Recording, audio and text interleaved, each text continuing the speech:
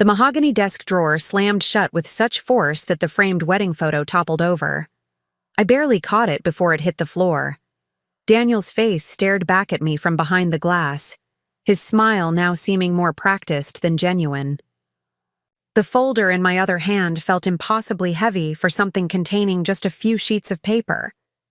I'm Rebecca Mitchell, Becca to my friends, and until 10 minutes ago, I thought I understood my place in the Wilson family. Before we jump back in, tell us where you're tuning in from, and if this story touches you, make sure you're subscribed. Because tomorrow I've saved something extra special for you. Becca, are you home? Daniel's voice echoed from the foyer, the familiar sound of his briefcase hitting the entryway table following shortly after. I froze, still clutching both the photograph and the folder. My heart hammered against my ribs as I heard his footsteps approaching our home office. "In here," I called, my voice steadier than I expected. I slid the folder under a stack of photography magazines just as he appeared in the doorway. "Hey, what are you doing in my office?" His tone was light, but his eyes darted to the open drawer of his desk. "Just looking for stamps," I lied, setting the wedding photo back in its place. "How was the quarterly family lunch?" "Same as always." Mom monopolizing the conversation, Dad checking email under the table, Tom and Jen arguing about who's hosting Thanksgiving.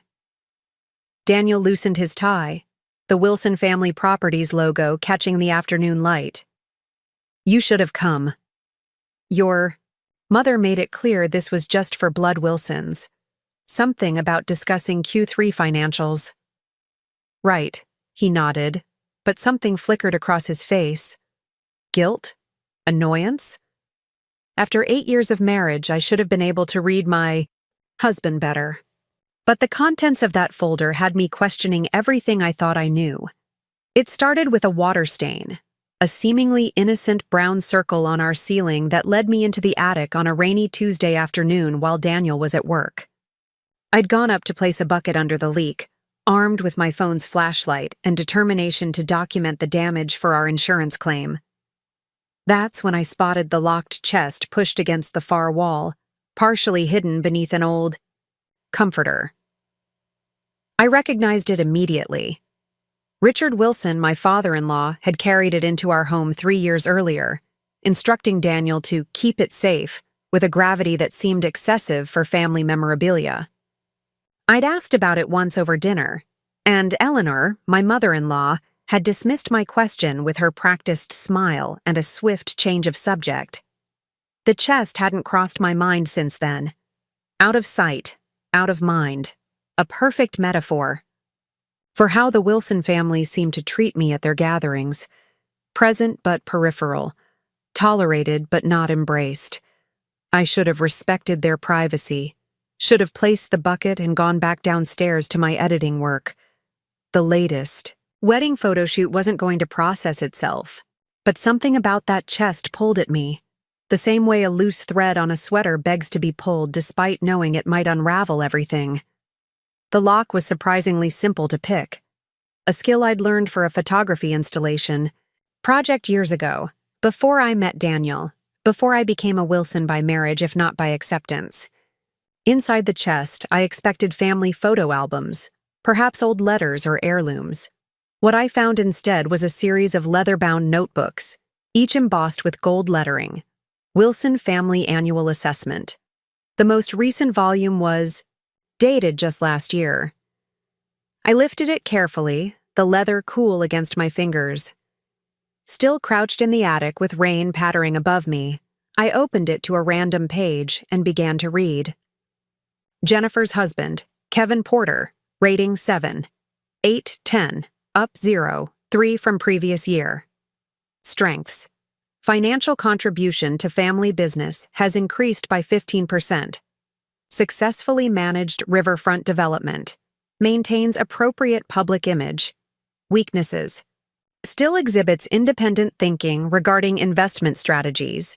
Occasionally challenges Richard's authority in board meetings. Recommendation. Continue quarterly private meetings with Richard to align priorities. My hands trembled as I flipped to another section, Thomas's wife, Olivia Wilson.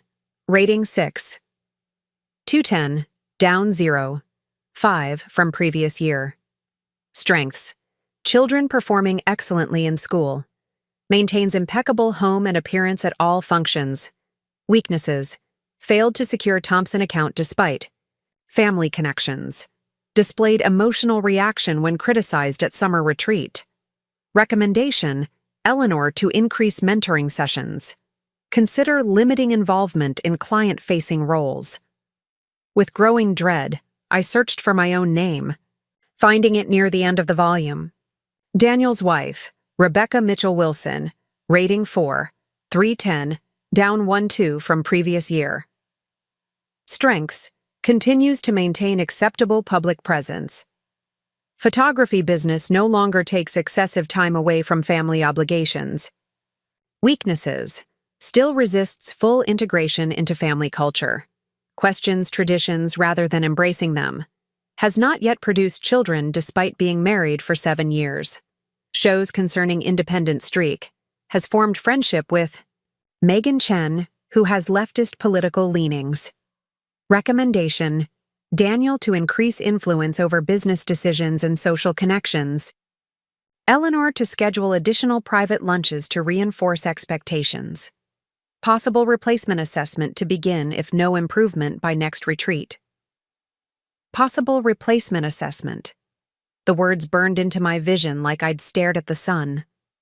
I snapped the book shut, my breath coming in quick, shallow bursts. The Wilsons weren't just judging me. They were evaluating me like a problematic investment, complete with metrics and contingency plans. The revelation sent me spiraling back through countless interactions. Eleanor's pointed questions about when we would finally start a family. Richard's offers to help manage my growing photography business.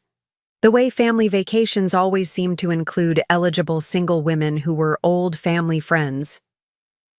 I spent hours in that attic, moving methodically through the notebooks, tracing the Wilson family's system back nearly 30 years. Previous spouses who'd mysteriously left the family had abysmal scores in their final assessments. Those who remained had steadily increasing numbers, correlating precisely with their conformity to Wilson expectations. It was clinical, methodical, horrifying. When I finally descended from the attic, folder of photocopied pages clutched against my chest, the afternoon had faded into evening. I moved through our home, the home that Daniel had insisted we buy, in this particular neighborhood, just 3 streets away from his parents, seeing it with new eyes. How many of our life decisions had been shaped by this secret scoring system? How many of my choices had been quietly manipulated to align with Wilson family expectations? That was 2 days ago. I'd hidden the folder in my photography equipment case, buying time to process, to plan. But this morning, some reckless impulse had driven me to move it to Daniel's desk. Perhaps some part of me wanted him to find it, to force the conversation I wasn't sure how to start. Now, standing in our office with Daniel's questioning gaze on me, that impulse seemed foolish. "You look pale," he said, moving closer. "Are you feeling okay?" I stepped back, creating distance. "Actually, I'm not sure I am." Another lie that felt like truth. "I might call Megan, see if she wants to grab coffee." A slight furrow appeared between his brows. "Megan Chen? Didn't you have lunch with her just last week?" The assessment echoed in my mind. Has formed friendship with Megan Chen, who has leftist political leanings. "She's helping me with a photo shoot," I said, already moving toward the door. "Client wants a more diverse approach." Daniel nodded, but I caught the slight tightening of his jaw, a tell I'd noticed years ago when we were dating. Back then, I'd found it endearing. This physical manifestation of him processing something he didn't immediately like. Now it sent a chill down my spine. "Don't be too late," he called as I grabbed my keys. "Mom's stopping by for dinner, remember?" Preparing and narrating this story took us a lot of time, so if you are enjoying it, subscribe to our channel. It means a lot to us. Now back to the story. Of course she was. Eleanor Wilson never simply stopped by. Her visits were strategic, purposeful, and now I understood exactly why she insisted on them. The drive to Blue Oak Cafe passed in a blur of autumn colors and racing thoughts. Megan was already waiting at our usual corner table, 2 steaming mugs in front of her. "You sounded weird on the phone," she said as I slid into the seat across from her. No preamble, no small talk. One of the reasons I treasured her friendship. "What's going on?" I glanced around the cafe, suddenly paranoid. Oak Ridge wasn't. A small town. But the Wilson family's influence made it feel that way sometimes. Richard's real estate company had developed half the commercial properties downtown. Eleanor sat on numerous charity boards. They had eyes everywhere. "Becca?" Megan's voice pulled me back. "You're scaring me a little." "Did I ever tell you why Daniel's last girlfriend left him?" I asked, wrapping my cold fingers around the warm mug. Megan frowned. "Christine, I thought she got a job in Chicago." "That's what they told everyone, but there was no job. She just disappeared, deleted social media, changed her number.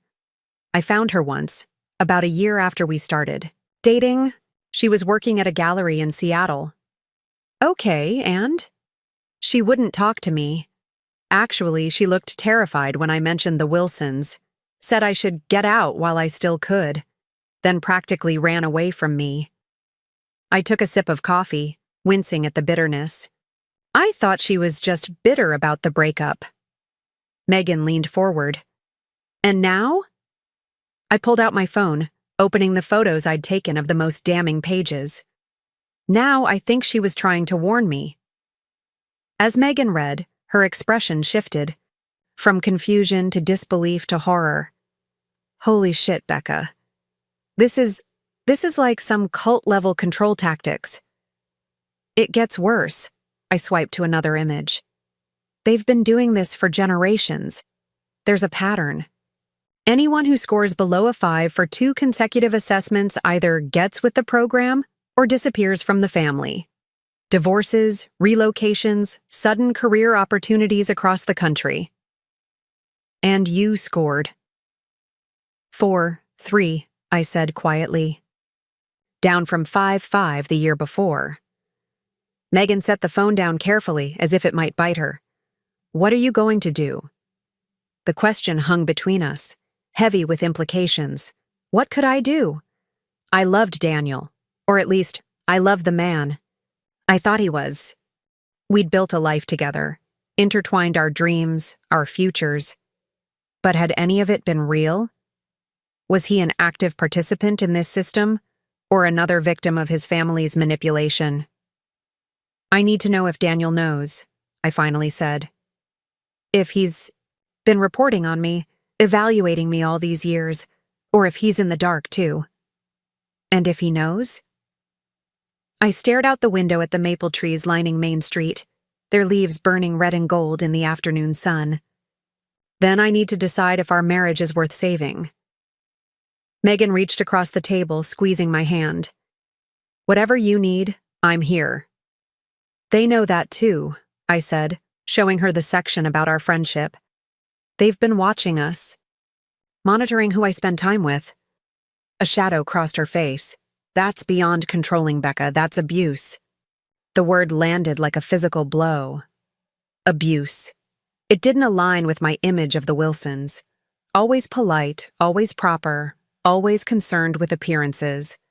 But control was abuse, wasn't it? The slow, systematic dismantling of my independence, disguised as family tradition and loving concern. "I need proof," I said suddenly. "The notebooks are damning, but they're circumstantial. I need to know how deep this goes, who's involved, what they're planning." "How are you going to get that?" A plan was already forming in my mind. The annual Wilson family retreat is next month at Lake Willowbrook. They always schedule these mysterious business sessions where spouses aren't allowed. Megan's eyes widened. "You're not thinking of—" "I'm a photographer, Meg. I have equipment that can capture images and audio from a distance. And I'm apparently scoring low enough that they don't see me as a threat. Just a problem to be managed. Or replaced, Megan said grimly, tapping the phone screen where those words glowed back at us. Or replaced, I agreed, which means I have less than a month to figure out exactly what I'm up against. The bell above the cafe door jingled, and I instinctively glanced up. Thomas Wilson, Daniel's older brother, stood in the entrance, scanning the room. When his gaze landed on our table, something flickered across his face before he composed himself into a friendly smile. Coincidence? Megan murmured as he approached. I forced myself to smile. About as coincidental as Eleanor's surprise dinner. Visits. Becca, what a pleasant surprise. Tom's voice carried the same smooth cadence all the Wilsons possessed, like verbal honey designed to make everything they said sound reasonable. And Megan, right? We met at Daniel's birthday last year. Good memory, Megan said, her tone neutral. Tom gestured to the empty chair at our table. Mind if I join you ladies for a moment? Before I could answer, he was already sitting down, flagging a server for coffee. Up close, the resemblance between him and Daniel was striking. Same strong jaw, same warm brown eyes that crinkled at the corners when they smiled. But where Daniel's expressions usually seemed genuine, I'd always sensed a calculation behind Tom's charm. So, what brings you downtown on a workday? He asked, directing the question at me.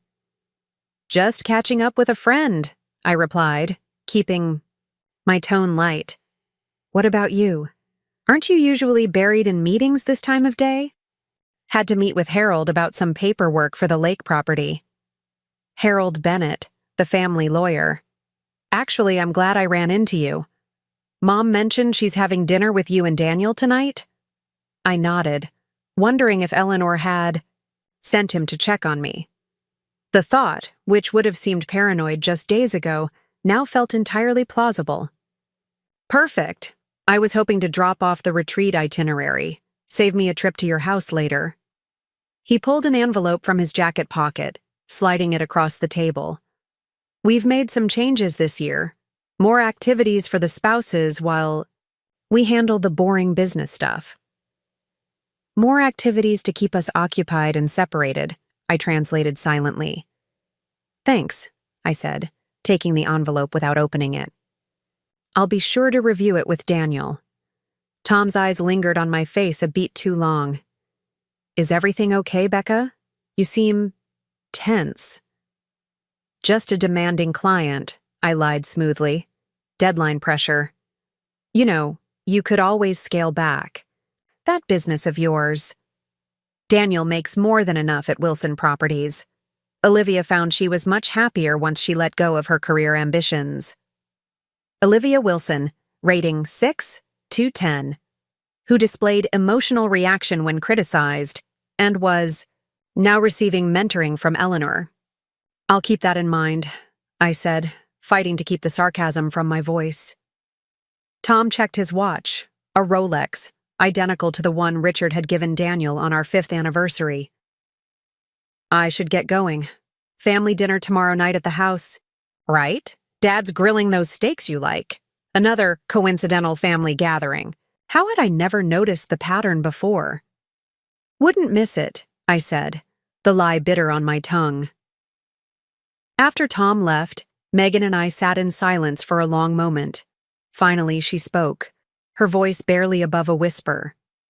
That was the creepiest thing I've ever witnessed. He was totally checking up on you. I turned the retreat envelope over in my hands, feeling the weight of high-quality paper. Welcome to life as a Wilson spouse. Always watched, always evaluated.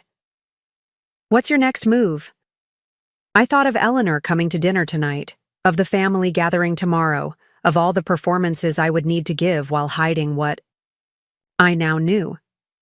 I'm going to play along, I said, a sense of resolve hardening inside me. I'm going to be the perfect Wilson wife, attentive, agreeable, appropriately ambitious but never challenging. I'll convince them I'm back on track to raise my score. And meanwhile? Meanwhile, I gather evidence. I find out exactly how this system works, who's driving it, and what happens to the people who fail their assessments. I met Megan's concerned gaze, and I figure out if my husband is a victim or an accomplice. The weight of what lay ahead settled onto my shoulders. I would be living a double life, performing for a family that had been secretly judging me for years. But beneath the fear and betrayal, another emotion was taking root: determination. They've been evaluating me all this time without my knowledge. Or consent, I said, straightening my shoulders. Now it's my turn to evaluate them. Part 2. The Escalation. The kitchen smelled of rosemary and garlic as I carefully arranged Eleanor's favorite china on our dining table. Perfect spacing between each setting, water glasses at precisely 2 inches from the plate edge, napkins folded into the bishop's hat style she had suggested I learn last Christmas. As I worked, I could hear Daniel and his mother in the living room, their conversation a gentle murmur punctuated by Eleanor's distinctive laugh. "She's been so distracted lately," I caught Daniel saying, his voice lowered but not enough. "I'm worried about her." "It's natural to go through phases, dear," Eleanor replied, her tone dripping with practiced concern. "Rebecca is adjusting. We simply need to be patient." I set down the silver serving spoon with more force than necessary, the clang making me wince. Adjusting. As if my personhood was an inconvenient character flaw that needed smoothing, out like a wrinkle in one of Eleanor's linen tablecloths. "Dinner's ready," I called, injecting warmth into my voice that I didn't feel. "Hope everyone's hungry." They appeared in the dining room doorway, Eleanor resplendent in her cashmere sweater set, pearls gleaming at her throat. Daniel's hand rested, at the small of his mother's back, a gesture of closeness that had never bothered me before tonight. "Rebecca, darling, everything looks lovely." Eleanor surveyed the table with the practiced eye of someone accustomed to finding flaws. Finding none in the place settings, her gaze shifted to me. "Though you look tired. Are you sleeping well?" The question seemed innocent enough, but I recognized it now for what it was: a probe, testing for weaknesses, gathering data for her assessment. "Just busy with a new client project," I said, ushering them toward their seats. "But it's nothing. A good night's sleep won't fix." I was telling Daniel earlier that Olivia swears by this wonderful herbal supplement. Helps with anxiety, stress, all those little imbalances that can make us women so emotional. Olivia. Rating, 6. 210. Displayed emotional reaction when criticized. "I'll have to ask her about it," I smiled, serving the roasted potatoes. Eleanor preferred while ignoring the twisting sensation in my stomach. Dinner progressed like a carefully choreographed dance. Eleanor leading, Daniel following, me struggling to keep pace while pretending I didn't know the music had been chosen. Specifically to trip me up. "So, Rebecca," Eleanor said as she delicately cut her chicken, "Daniel tells me your photography business is quite busy lately." Daniel nodded. "Becca's booked through December. That corporate client I introduced her to has been commissioning. Regular work." Eleanor's smile tightened almost imperceptibly. "How wonderful. Though I do worry about you stretching yourself too thin, dear. Especially with the family retreat coming up, and the holidays after that. So many obligations." "I manage my schedule carefully," I replied, taking a sip of water to calm the irritation rising in my throat. "Of course you do," Eleanor patted my hand condescendingly. "But there's nothing wrong with prioritizing family over career. Some of the most fulfilled women I know have found their true calling as supporters of their husbands' ambitions. Like Olivia, whose mentoring sessions with Eleanor had increased after her rating dropped. Like Jennifer, who had gradually abandoned her interior design career after marrying Kevin, transitioning into the role of perfect Wilson wife with suspicious ease. Balance is important, I offered neutrally. Speaking of balance, Eleanor turned to Daniel, effectively dismissing my comment. Your father is concerned about the Eastern property development. He thinks you should reconsider your proposal before the board meeting. And just like that, I was sidelined from the conversation, relegated to the role of silent server as they discussed family business. I watched Daniel transform before my eyes, his posture straightening, his vocabulary shifting into the particular cadence the Wilsons adopted when discussing money and power. This was a side of him I rarely saw at home, the Wilson heir apparent, eager for paternal approval, responding to his mother's subtle cues like a well-trained performer. I excused myself to fetch dessert, escaping to the kitchen where I gripped the cool marble countertop, breathing deeply. The assessment book's words echoed in my mind. Questions, traditions rather than embracing them. Shows concerning independent streak. I had always thought my marriage was a partnership. Now I was beginning to understand it was more like a job I was failing at, with quarterly reviews I never knew I was receiving. Need any help? Daniel appeared in the doorway, startling me. Just getting the coffee, I said, gesturing to the French press. Your mother's requested dessert plates warmed to exactly 98 degrees, served with a side of my complete submission to Wilson family protocols. His brow furrowed. What? Nothing, I sighed. Bad joke. Daniel moved closer, resting his hands on my shoulders. You've been off all night. What's going on? For one wild moment, I considered telling him everything, showing him the photocopied pages, demanding to know if he was part of this twisted evaluation system. But Eleanor's voice drifted in from the dining room, and the moment passed. Just tired, I said, leaning into his touch despite everything. And your mother can be intense, he finished for me, kissing the top of my head. I know, but she means well. Did she? Did any of them? Let's get this dessert served so she can head home, Daniel said, picking up the coffee tray. Then it's just you and me. I followed him back to the dining room, pasting on a smile that felt brittle as sugar glass. Just 2 more hours, I told myself. 2 more hours of performance, and then I could breathe.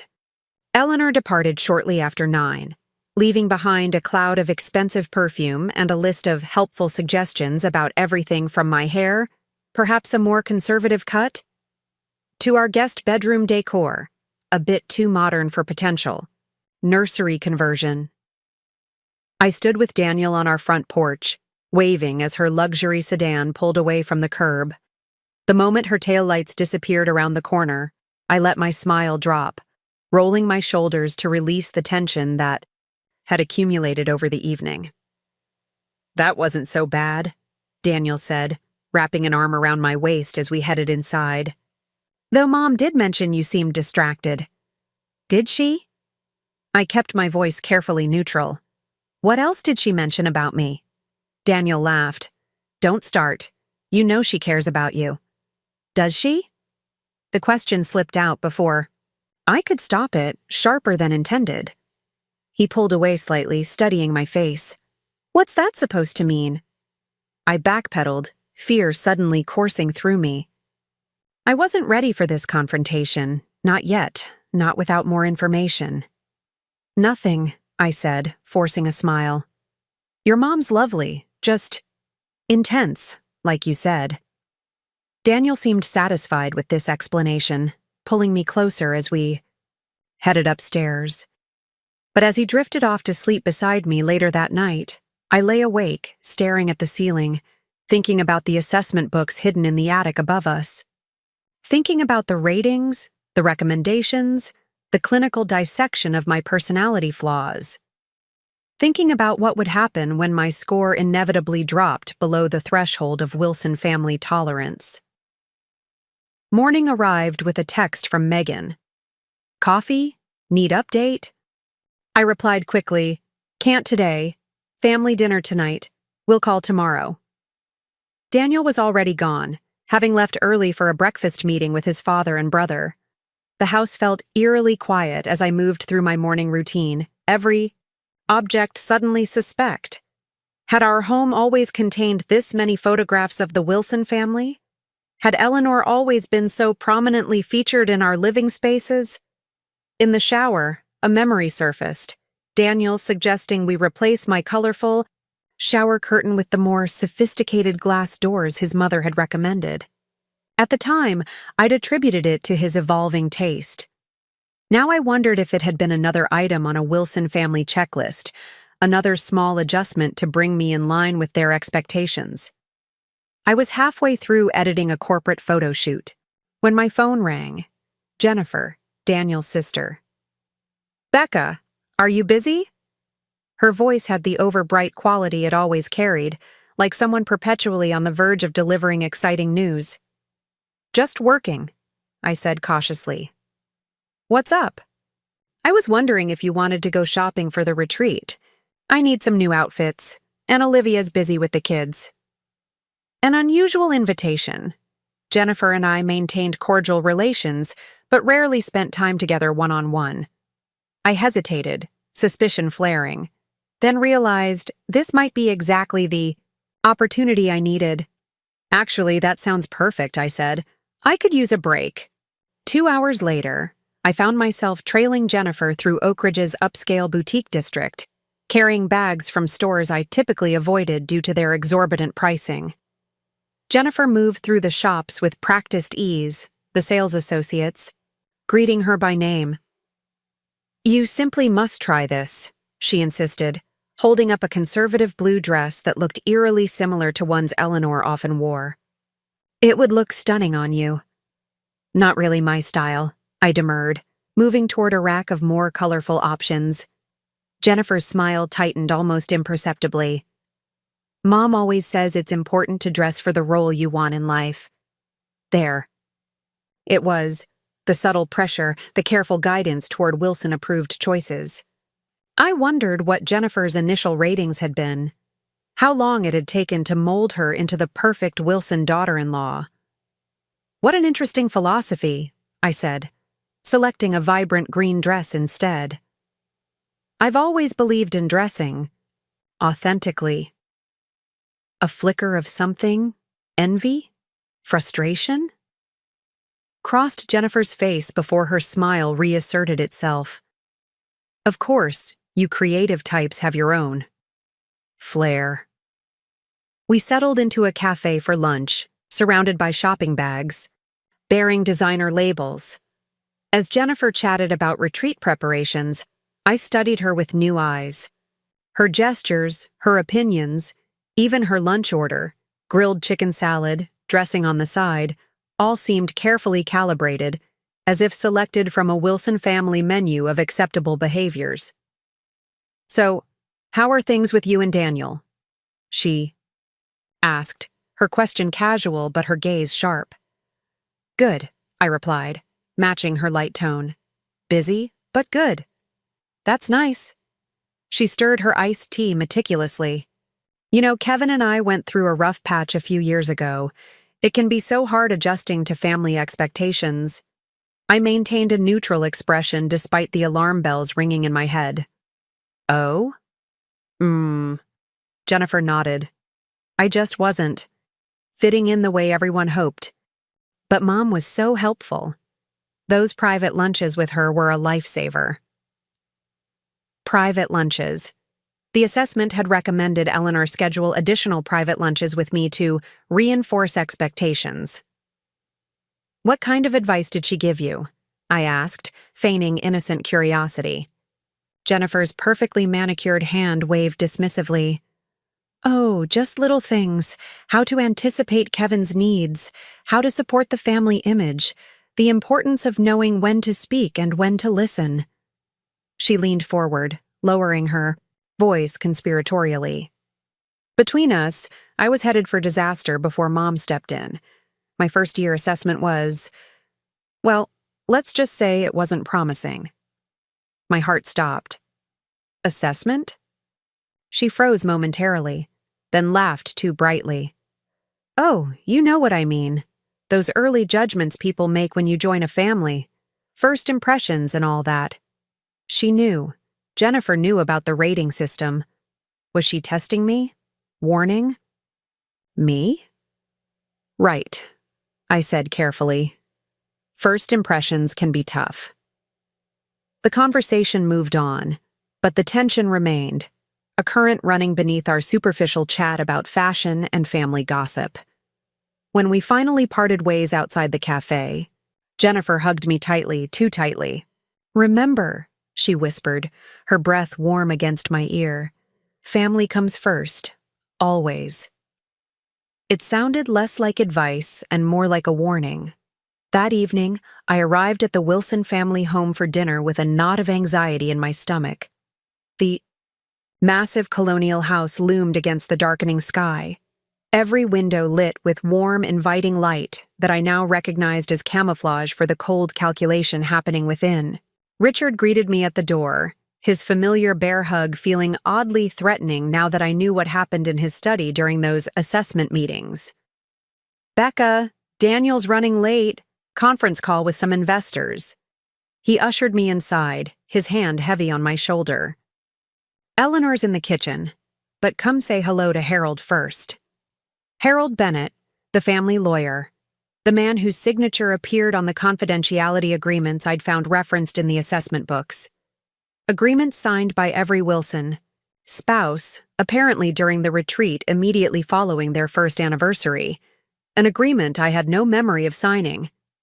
Harold stood by the fireplace, tumbler of scotch in hand, deep in conversation with Thomas. Both men turned as we approached, their smiles polished and professional. "Rebecca," Harold nodded. "Lovely to see you again. I was just telling Tom about that property near your photography studio. Quite a valuable location." My studio, the lease I'd fought so hard to secure on my own, without Wilson family assistance. The space that represented my independence. Is it? I kept my voice even. I hadn't heard anything about development plans for that area. Thomas and Richard exchanged, a glance I couldn't interpret. "Just preliminary discussions," Richard said dismissively. "Nothing concrete." Before I could press further, Eleanor swept into the room, resplendent in a dress nearly identical to the blue one Jennifer had tried to persuade me to buy. "Rebecca, darling, no Daniel yet?" She kissed the air beside my cheek. "Men and their work, always keeping us waiting. Come help me in the kitchen." It wasn't a request. I followed her through the house, past walls lined with Wilson family photographs tracking generations of carefully curated success. In the gleaming kitchen, a showcase space Eleanor used primarily for directing the staff who actually prepared the meals, she handed me an apron without looking up from the salad she was artfully arranging. "Jennifer mentioned you had a lovely shopping trip," she said. "Though she was disappointed you didn't find that blue dress suitable. It would have complemented your coloring beautifully." Of course, Jennifer had reported back. I wondered if my rejection of the dress would be noted. In this year's assessment, I preferred something with more personality, I said, carefully measuring my tone to avoid sounding defensive. Eleanor's hands paused momentarily. Personality is an interesting choice of priority in fashion. The statement hung between us, loaded with unspoken judgment. "Daniel mentioned you've been different lately, distracted." "Work has been demanding," I offered, focusing on the vegetables I'd been assigned to chop. Creative businesses have natural ebbs and flows. Indeed. She moved closer, her Chanel perfume enveloping me like a too-tight embrace. Though one must be careful not to let professional concerns overshadow personal responsibilities. Balance, as you said last night, is important. She placed a hand on mine, halting my chopping. "Your happiness means a great deal to this family, Rebecca. We want to see you thrive. Appropriately." The threat was velvet-wrapped but unmistakable. I looked into Eleanor's eyes, the same warm brown as Daniel's but lacking any genuine warmth, and saw calculation, assessment, the continuous recalibration of strategy. "I appreciate your concern," I said, gently reclaiming my hand. Family means everything to me, too. Her smile didn't reach her eyes. I'm so pleased to hear that. The retreat will be an excellent opportunity for us all to realign our priorities. The arrival of the catering staff spared me from further conversation, and soon the dining room was filled with Wilson family members, each playing their assigned role with practiced precision. I watched them with new awareness, the way Richard controlled discussions through strategic interruptions, how Eleanor signaled approval or disapproval through subtle gestures, the synchronized responses of the spouses who had successfully integrated into the system. Daniel arrived halfway through the first course, apologetic and harried, slipping into the seat beside me with a quick kiss to my temple. Sorry, investors had concerns about the projections. Had to walk them through everything line by line. We were just discussing the retreat, Eleanor said, smoothly redirecting the conversation. Rebecca seems quite enthusiastic this year. All eyes turned to me, expectant. I felt like a specimen under a microscope, each reaction catalogued and interpreted according to Wilson family metrics. Absolutely, I smiled, channeling Jennifer's bright, artificial enthusiasm. I'm particularly looking forward to the family traditions. A ripple of something, surprise, approval, moved around the table. Daniel squeezed my knee under the tablecloth. Wonderful, Richard boomed from the head of the table. The retreat is the cornerstone of our family culture. Continuity, legacy, values passed from generation to generation. Speaking of generations, Eleanor interjected smoothly, Olivia was sharing the most delightful news about Thomas Jr.'s school achievements, following in his father's footsteps already. And just like that, the conversation pivoted to the next generation of Wilsons, to the children I had failed to provide, to the continuation of a legacy I was increasingly certain I wanted no part of.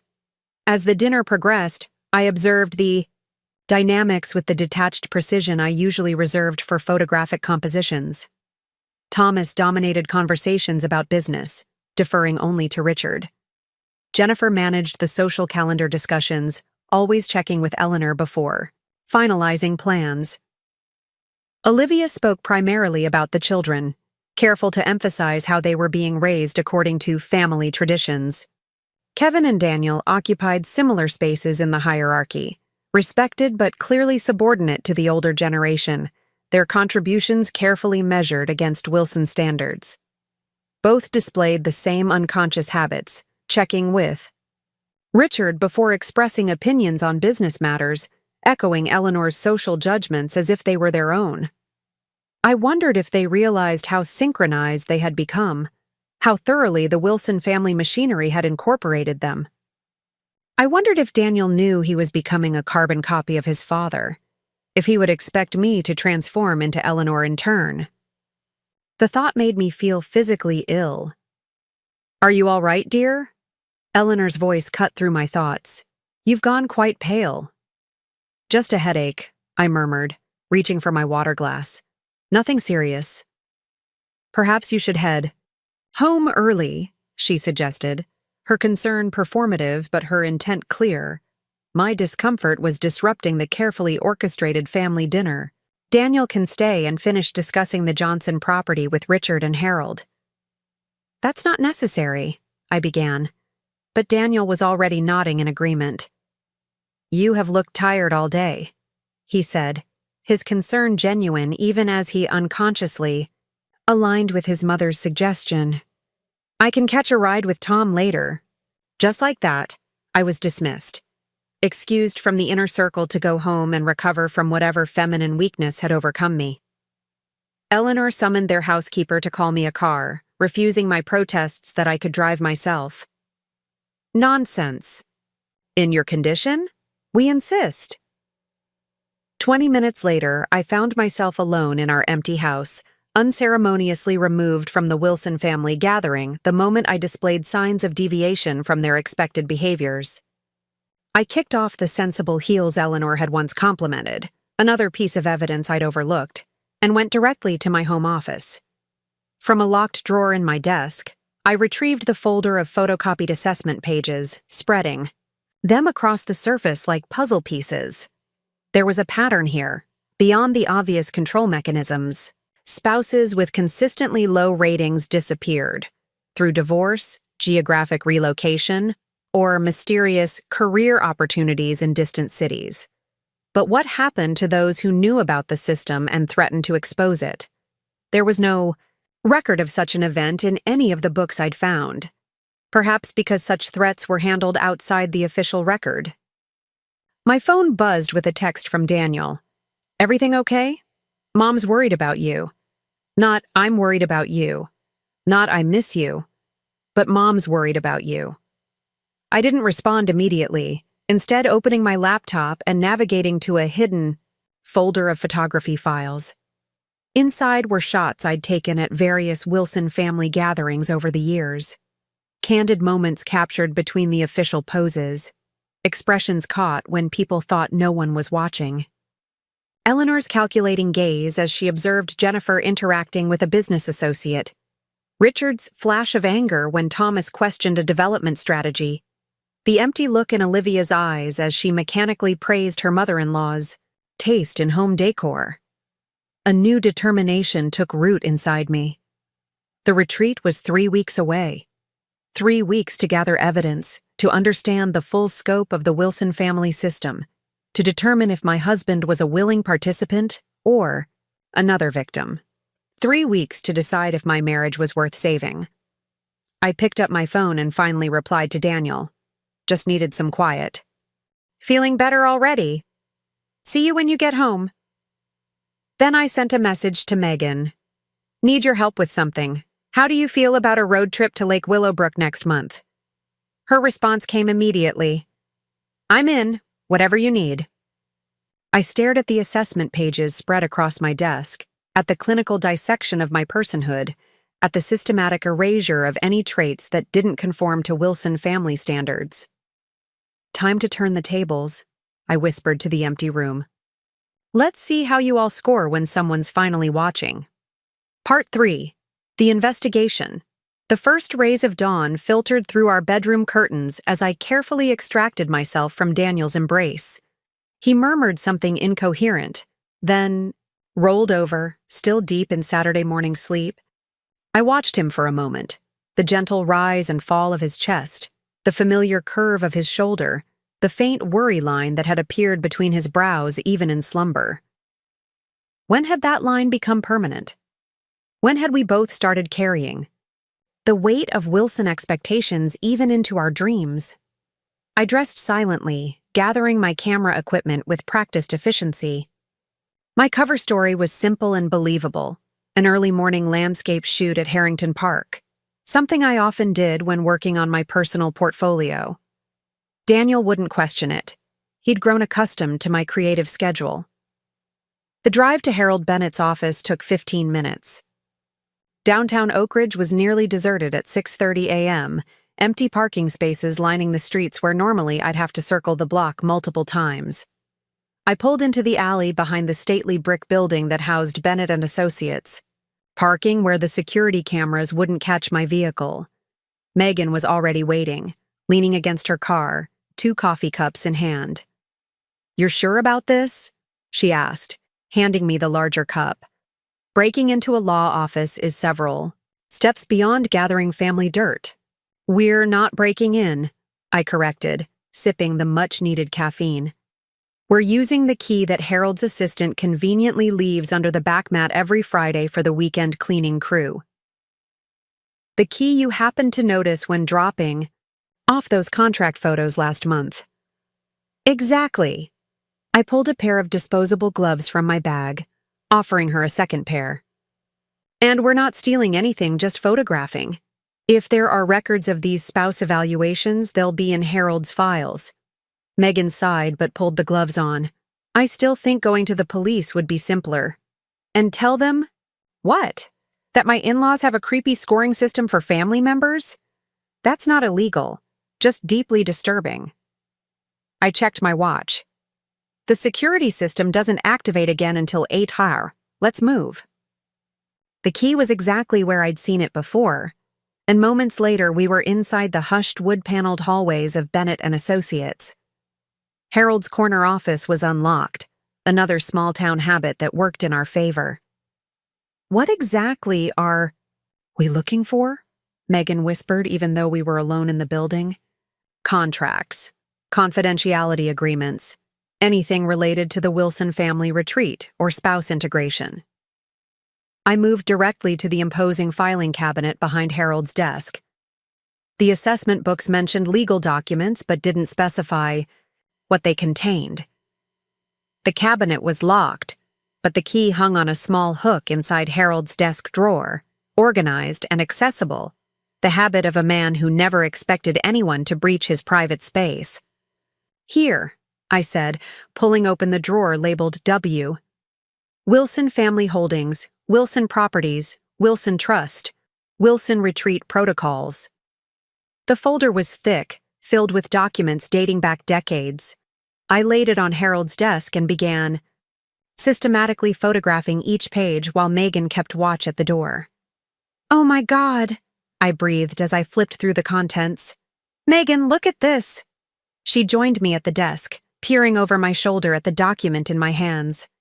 "Post-marriage integration procedures." It's a manual, a literal manual for how to bring new spouses into the Wilson family system. I turned the page. "Listen to this. Phase 1.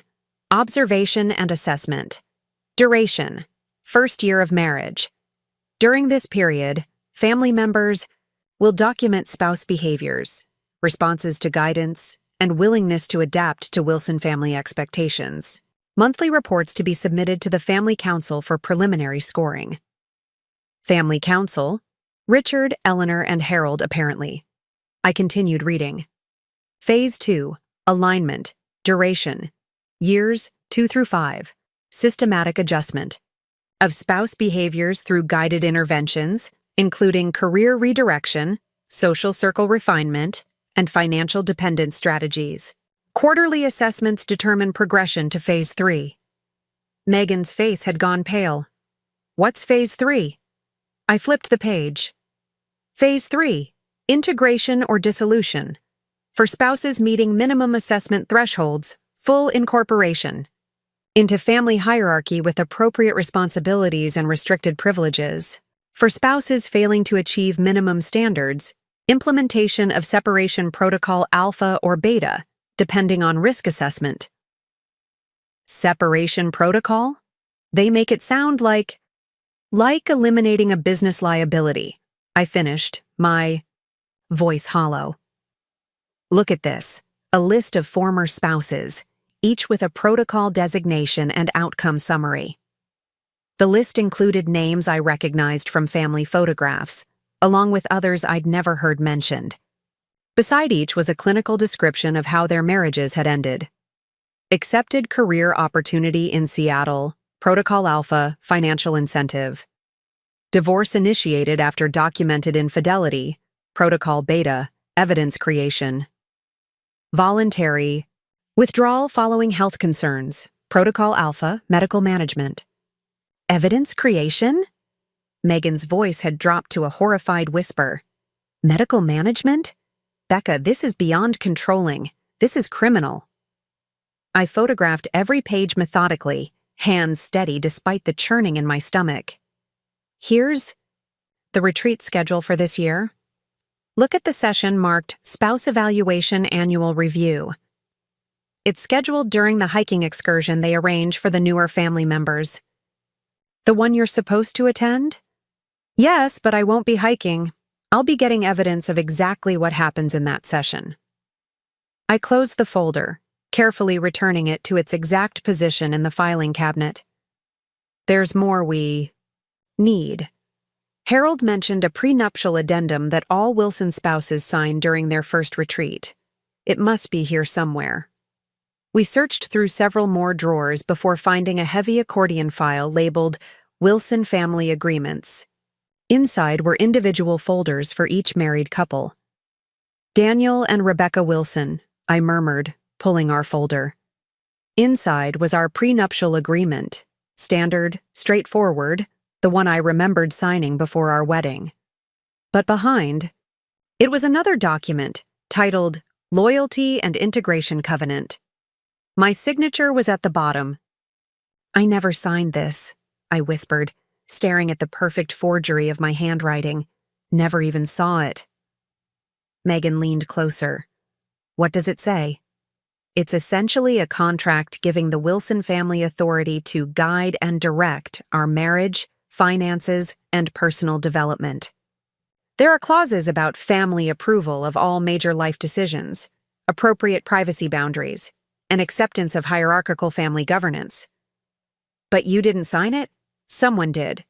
I photographed the document, focusing particularly on the signature. "And they did a good enough job that it would hold up unless specifically challenged by a handwriting expert." I checked every other spouse's folder. Each contained an identical covenant, signed and notarized during their first family retreat. "We need to go," Megan said, checking her watch. "It's almost 7:30. We carefully replaced everything, locked the cabinets, and erased all evidence of our presence. As we slipped out the back door, replacing the key under the mat, the weight of what we'd discovered settled over me like a physical burden. "What are you going to do?"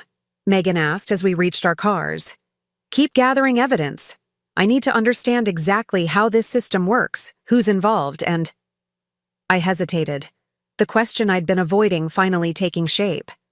"And whether Daniel is a victim or a perpetrator." The look in Megan's eyes told me she'd been wondering the same thing. "Be careful," she said, squeezing my arm. "These people are methodical. If they suspect you're onto them—" "I know." I forced a smile. "I'll see you Tuesday for coffee. Normal place, normal time. If I don't show up—" "I'll call the police immediately," she finished. "And Becca? Maybe sleep in the guest room tonight. Say you're fighting a migraine or something." I nodded, the suggestion resonating with my growing unease. How could I lie beside Daniel now, knowing what his family was capable of? Knowing that somewhere in those files might be the beginning of a protocol with my name on it. When I returned home, Daniel was in the kitchen making pancakes, his weekend ritual unchanged in all the years I'd known him. He looked up with a smile that still made my heart ache despite everything. "Hey, you. Get any good shots?" "A few," I said, setting down my camera bag carefully. The light was perfect. He slid a plate toward me, blueberry pancakes arranged in a smiley face the way he knew I liked. Such a small, caring gesture from a man whose family orchestrated the systematic control and disposal of uncooperative spouses. "You look exhausted," he said, studying my face with genuine concern. "Still not sleeping well?" Just that time of year. Clients wanting holiday portraits, everyone rushing before year-end. I took a bite of pancake, forcing myself to maintain normalcy. "What's on your agenda today?" "Meeting Dad and Tom at the club for golf, then dinner at their place. Family strategy session for the Riverfront project." He looked apologetic. "I know we talked about a date night, but Dad insisted everyone needed to be there." Richard insisting. The Wilson family machine in motion, gears turning inexorably. "It's fine," I said, though it wasn't. Nothing was fine anymore. "I have editing to catch up on anyway." Daniel kissed the top of my head as he moved past me to refill his coffee. "You work too hard. After the retreat, we should take some real time off. Maybe that trip to Prague you've been wanting?" The trip I'd suggested 2 years ago, that Eleanor had diplomatically redirected toward a family vacation in Aspen instead. I wondered what had changed. Was this Daniel genuinely considering my wishes, or was it a strategic concession recommended in my last assessment? "That would be nice," I said carefully, "if we can coordinate our schedules." "I'll make it happen," he promised with a certainty that now felt ominous rather than reassuring. What strings would be pulled? What arrangements made to ensure our trip served Wilson family purposes? After Daniel left for golf, I transferred the photographs from the law office to my secure external hard drive, then spent hours analyzing them, cataloging the evidence, looking for patterns and vulnerabilities in the Wilson system. The more I read, the clearer it became. This wasn't just an eccentric family tradition. It was a sophisticated control mechanism, refined over generations, designed to protect and expand the Wilson empire by ensuring every member, by blood or marriage, served their designated purpose, and those who couldn't or wouldn't comply disappeared in carefully managed ways, their exits orchestrated to minimize disruption and eliminate potential threats to the family's reputation and control. My phone buzzed with a text from Jennifer. "Wondering if you'd like to join me and Olivia for spa day tomorrow? Perfect pre-retreat relaxation." Another unusual invitation. 2 in 1 week after years of polite distance. Were they watching me more closely now? Had my score dropped further? Or was Eleanor deploying her daughter-in-law team for those mentoring sessions mentioned in my assessment? I texted back, "Sounds lovely. What time?" Playing along was my best strategy now, appearing. To embrace Wilson family connection while quietly gathering the evidence I needed. That evening, I created a secure email account and sent copies of the most damning documents to Megan, with instructions to release them to specific journalists if anything happened to me. Paranoid, perhaps, but the clinical descriptions of medical, management, and evidence creation in those protocols left little room for naivety. Daniel returned home just after 11, smelling of cigars and whiskey, the Wilson men's post-golf tradition. He moved through our bedroom with unusual carefulness, clearly trying not to wake me as I pretended to sleep. "Becca?" he whispered. "You awake?" I kept my breathing deep and regular. After a moment, I heard him sigh, then the soft sound of him opening and closing his desk drawer. Curious, I risked cracking one eye open slightly. Daniel stood by the window, phone in hand, typing something with focused concentration. When he finished, he deleted the message thread, a habit I'd never seen him practice before, then plugged in his phone and prepared for bed. Once I was certain he was asleep, I carefully extracted myself from the covers and moved to his phone, on the nightstand. The screen was locked, of course, but I knew his password. His mother's birthday, a detail that now seemed telling rather than sentimental. Nothing unusual in his recent calls or visible text threads. Whatever he'd sent had been thoroughly deleted. I replaced the phone exactly as I'd found it and returned to my side of the bed, mind racing with new questions and suspicions. The spa day with Jennifer and Olivia proved even more illuminating than I'd anticipated. Wrapped in plush robes, faces covered in expensive clay masks, the two women gradually relaxed their guard, especially after a second round of mimosas. "So," Jennifer sighed, leaning back in her chair as a technician worked on her feet, "are you ready for the retreat evaluation?"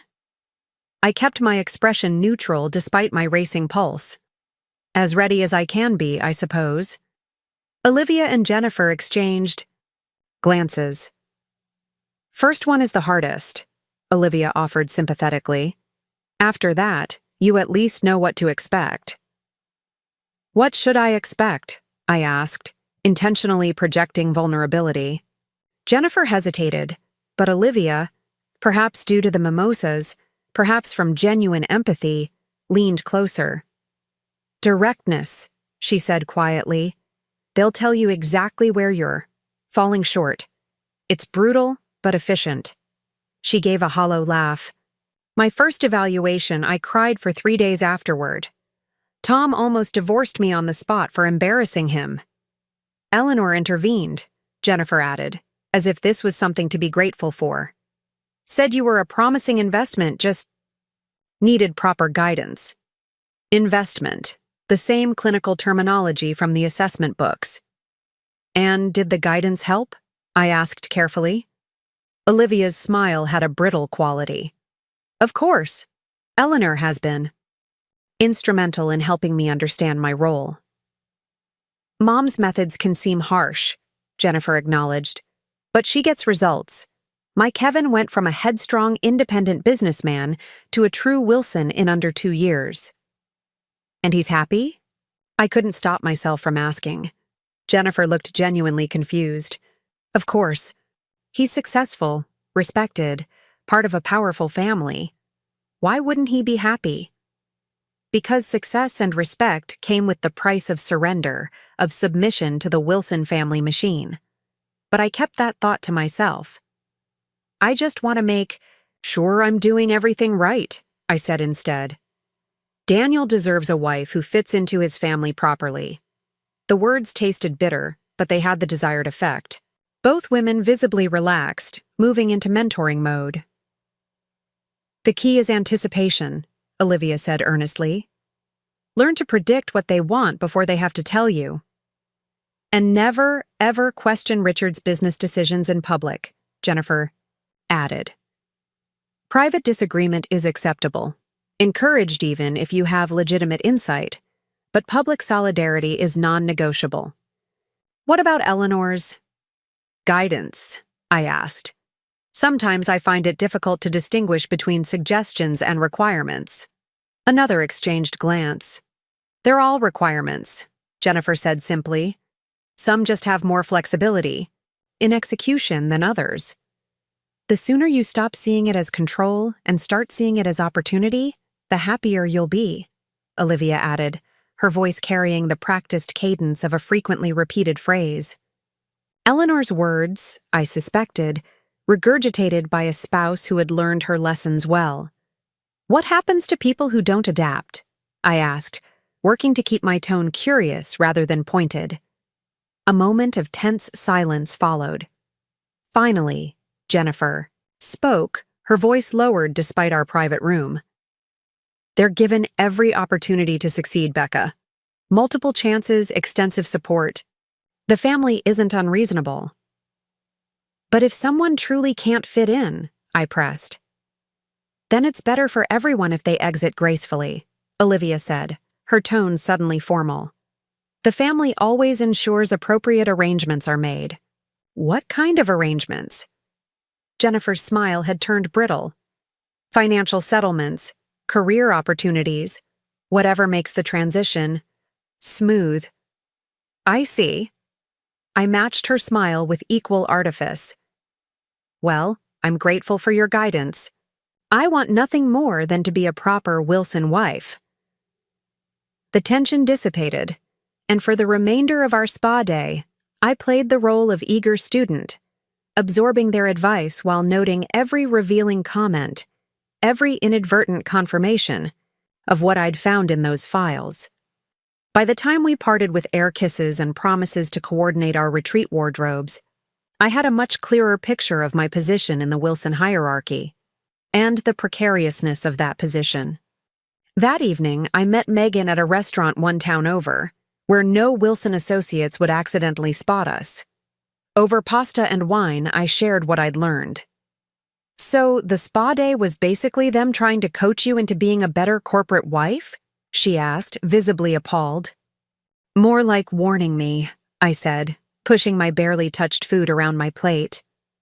Jennifer practically confirmed that the family arranges exits for non-compliant spouses. They kept emphasizing how many chances people are given before being removed. And Daniel? Any clarity there? I sighed, the question weighing on me more heavily with each passing day. He's been different, more secretive, deleting text messages, having private conversations with his parents. But whether that's him reporting on me or being pressured himself, I can't tell. Megan reached across the table, squeezing my hand. The retreat's next weekend. Are you sure you want to go through with this? We have enough evidence already to confront Daniel. Evidence of a creepy family system, yes, but not enough to determine who's a willing participant and who's a victim.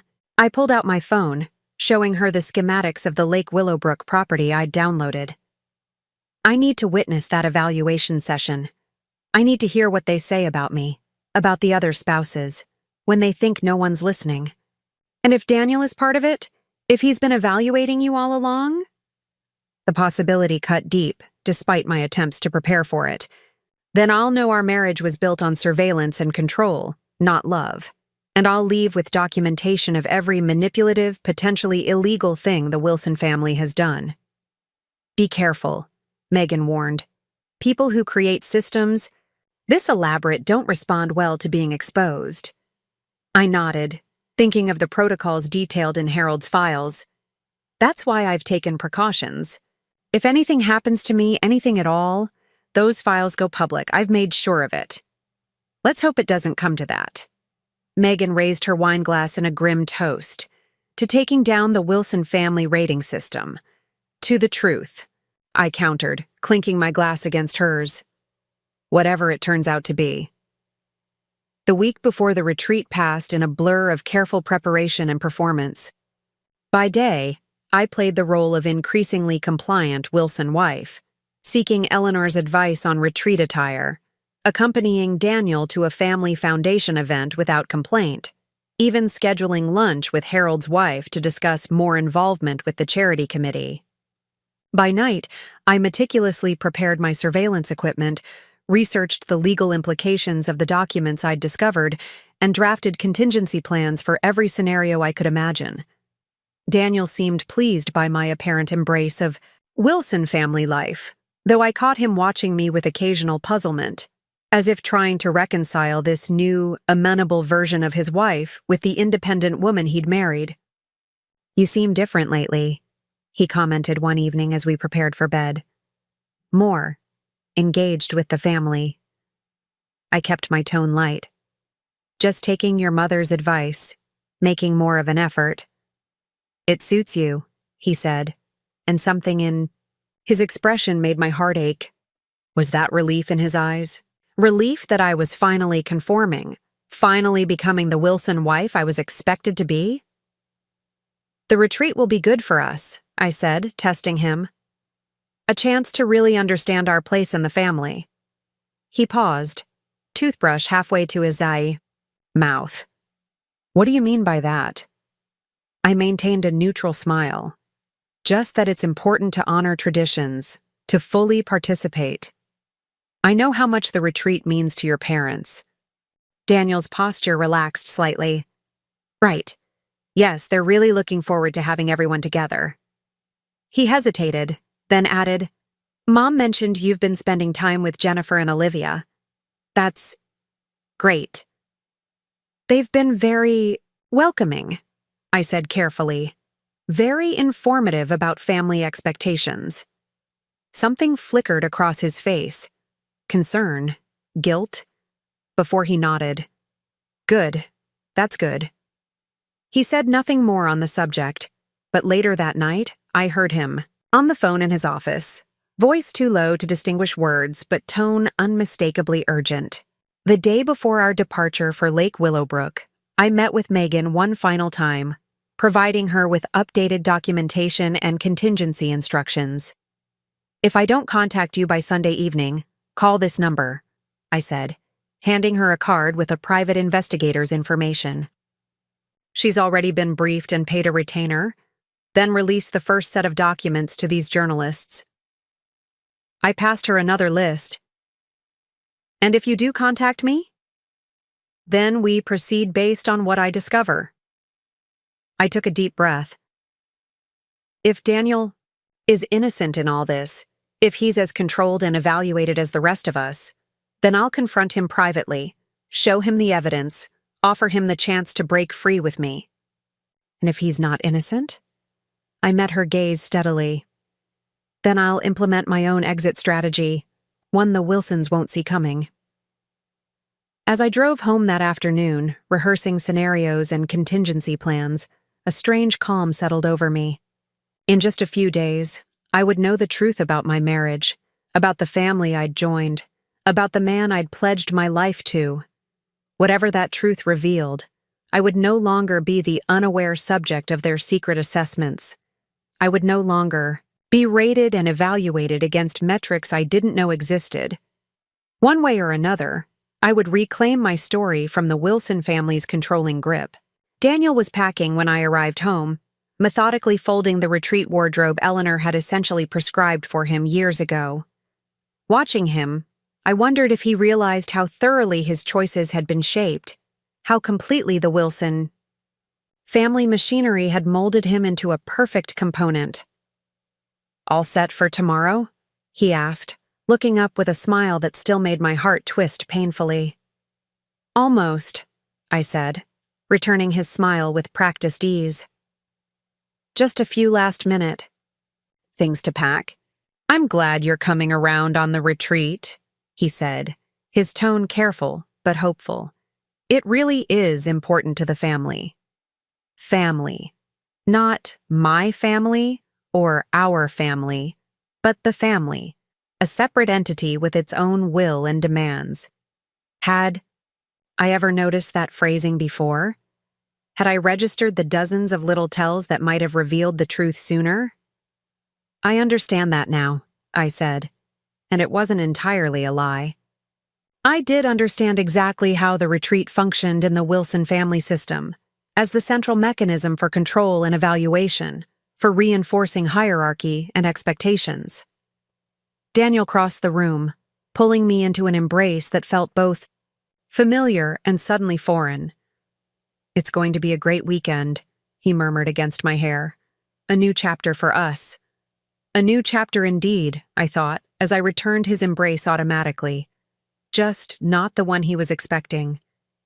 That night, as Daniel slept beside me, I stared at the ceiling, mentally reviewing my preparations one final time. The surveillance equipment was disguised within my photography gear, something I was known to carry everywhere, that would raise no suspicions. The backup documentation was securely distributed. The contingency plans were in place. Tomorrow, we would drive to Lake Willowbrook. Tomorrow, the Wilson family would gather for their annual retreat, for their secret evaluations and assessments. Tomorrow, I would finally learn whether I was fighting to save my marriage or escape it. Part 4. The Confrontation Lake. Willowbrook emerged from the morning mist like something from a fairy tale. A sprawling lodge of timber and stone nestled among towering pines, its reflection shimmering on the water's surface. Under different circumstances, I might have immediately reached for my camera, eager to capture the play of light through fog, the architectural harmony with nature. Instead, I gripped the steering wheel tighter, my focus entirely on the task ahead. Daniel had insisted on driving separately. "A quick detour to pick up some papers from Dad's attorney," he'd explained. The solitary drive had given me time to mentally prepare, to transition fully into the role I would play this weekend, while constantly staying alert for any sign of danger. A young attendant in Wilson Properties' branded attire directed me to a parking space, then began unloading our luggage with practiced efficiency. "Mrs. Wilson, welcome back to Willowbrook. Mr. Richard and Mrs. Eleanor have already arrived. They're in the main lodge." Of course they had arrived first, the king and queen taking their thrones before the court assembled. I thanked the attendant and made my way toward the imposing main entrance, camera bag slung over my shoulder as casually as possible, despite the surveillance equipment nestled among my lenses. The great room looked exactly as it had during my previous visits: a soaring cathedral ceiling, massive stone fireplace, plush seating arrangements carefully positioned for both comfort and subtle hierarchical messaging. The prime spots near the fireplace were reserved for Richard and Eleanor, with the rest of the family arranged around them according to status. Eleanor spotted me immediately, rising with the practiced grace that made every movement seem both effortless and choreographed. "Rebecca, darling, you're earlier than expected." Her kiss brushed the air beside my cheek. Daniel mentioned he'd be arriving separately. "I wanted to get some morning shots of the lake," I explained, patting my camera bag. "The light is perfect right now." Always the artist. Her smile conveyed both indulgence and mild disapproval. "Well, you have plenty of time before lunch. Thomas and Olivia should arrive within the hour, and Jennifer and Kevin are already settling into their cabin." The Wilson retreat followed.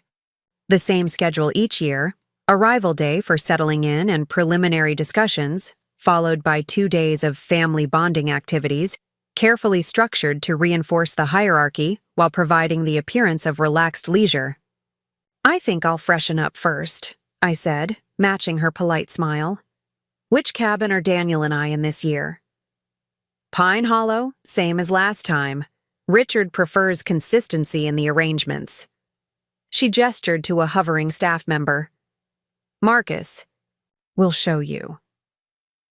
As I followed the attendant along the wooded path to our cabin, I mentally reviewed the property layout.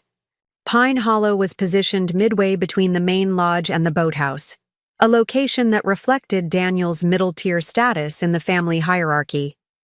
Richard and Eleanor occupied the largest cabin with the best view. Thomas and Olivia, as the oldest son and his wife, stayed in the cabin nearest to Richard and Eleanor's. Jennifer and Kevin were housed on the other side. The positioning wasn't accidental. Everything in the Wilson universe had purpose, meaning, message. Pine Hollow was exactly as I remembered, rustic luxury designed to appear effortlessly comfortable, while actually representing significant wealth and privilege. I tipped Marcus generously, then secured the door behind him before beginning a methodical sweep of the cabin. I checked for hidden cameras in light fixtures, vents, smoke detectors. I examined the landline phone for signs of tampering. I inspected the walls for unusual wiring or recently patched areas. Nothing seemed overtly suspicious, but I knew better than to assume privacy in a Wilson-controlled space. From my camera bag, I removed a small electronic device Megan had sourced through a security contact, a signal detector designed to identify surveillance equipment. I moved through each room slowly, watching for alerts. The device remained silent until I entered the bathroom, where it emitted a soft beep near the decorative mirror. A careful examination revealed a tiny camera built into the frame, angled toward the shower. I felt a surge of nausea, followed by cold rage. How long had this been here? Had it been installed recently, or had we been under surveillance during previous retreats without my knowledge? I left it untouched. Disabling it would alert them to my awareness, but made a mental note to avoid the bathroom for anything private. Instead, I unpacked methodically, arranging my clothing in the dresser with a precision that would satisfy Eleanor's expectations while concealing small recording devices in strategic locations throughout the cabin. By the time I finished, the morning was advancing toward noon. I needed to establish my cover story by actually taking some photographs of the lake. Grabbing my camera, I headed toward the shoreline, alert for any sign of Wilson family members. The lake was still relatively deserted, most guests presumably still arriving or settling in. I took several landscape shots, then turned my attention to the boathouse, the scheduled location for tomorrow's spouse evaluation session. From the shore, I captured several angles of the structure, documenting potential entry points and sightlines. To casual observers, I was simply an enthusiastic photographer. In reality, I was conducting reconnaissance. Getting some good shots?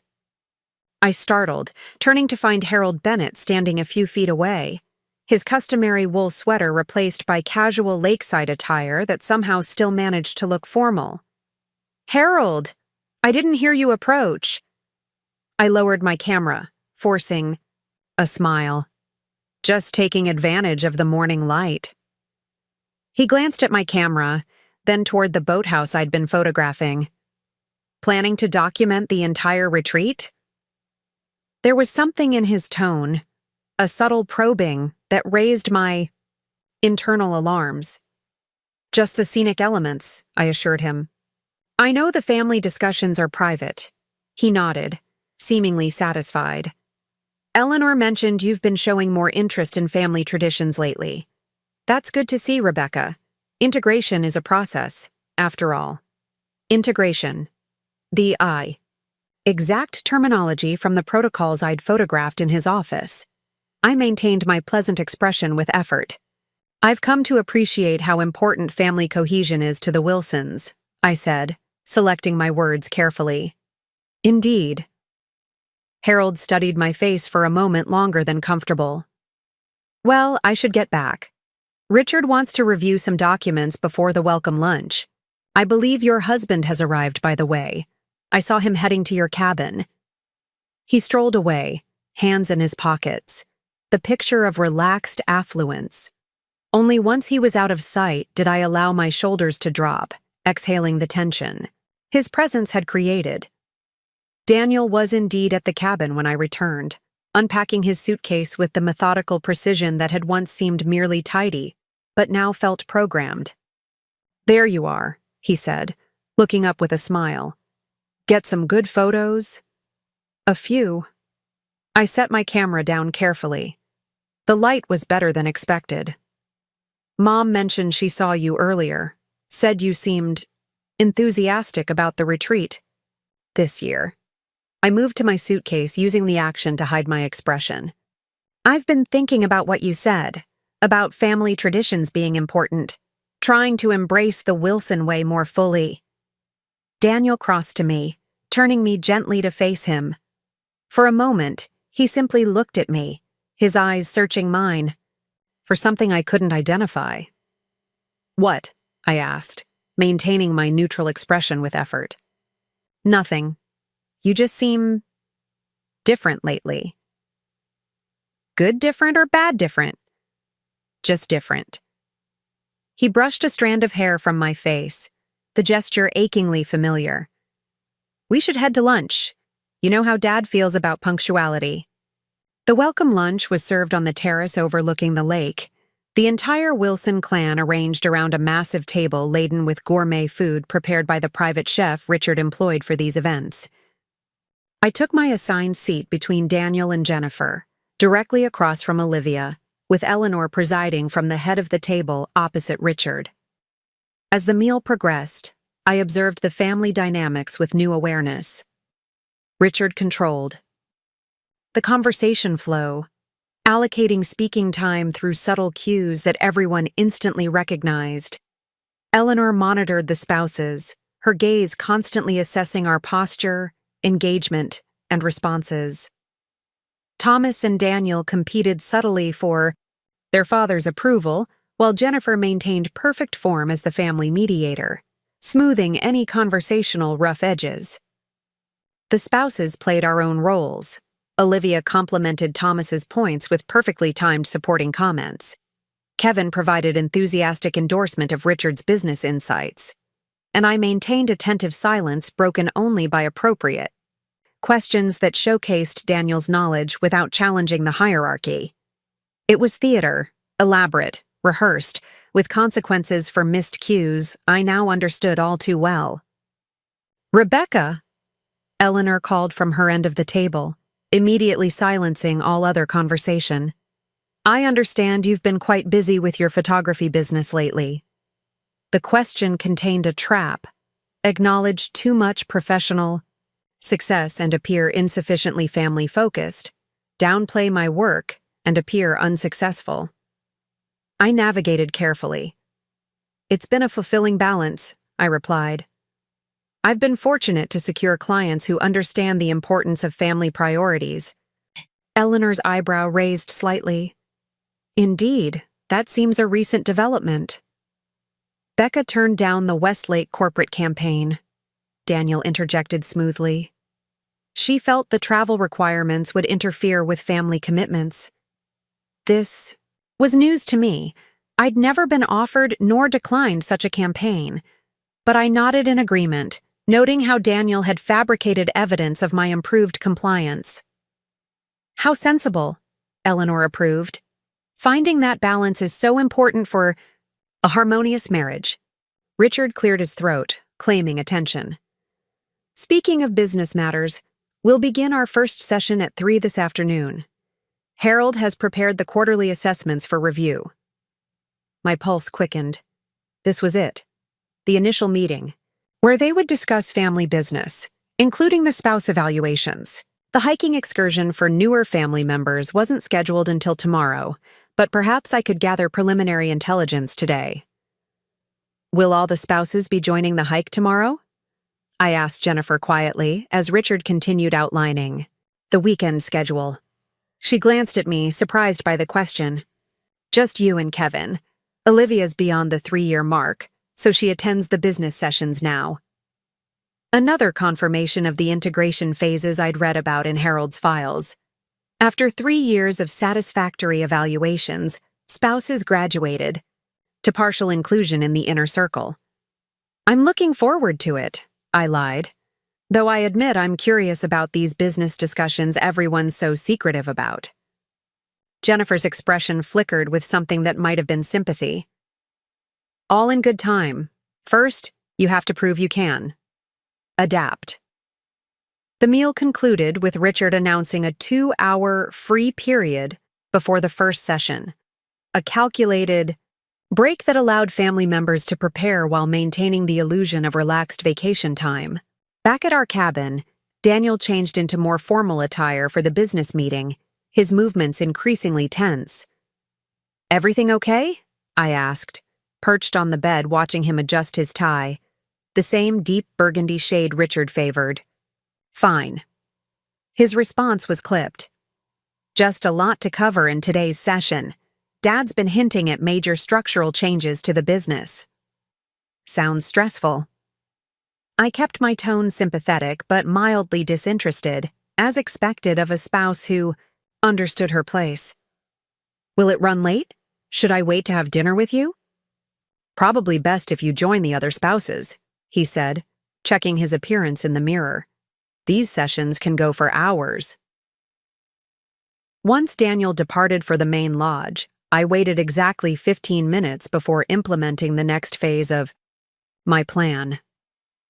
Changing into hiking attire and grabbing my camera, I left the cabin via the back door, taking a circuitous route through the woods to approach the main lodge from the blind side, away from the large windows of the meeting room.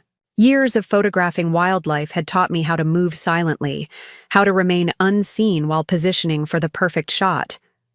Those skills served me well as I circled the massive structure, identifying the meeting room by the cluster of luxury vehicles parked nearby.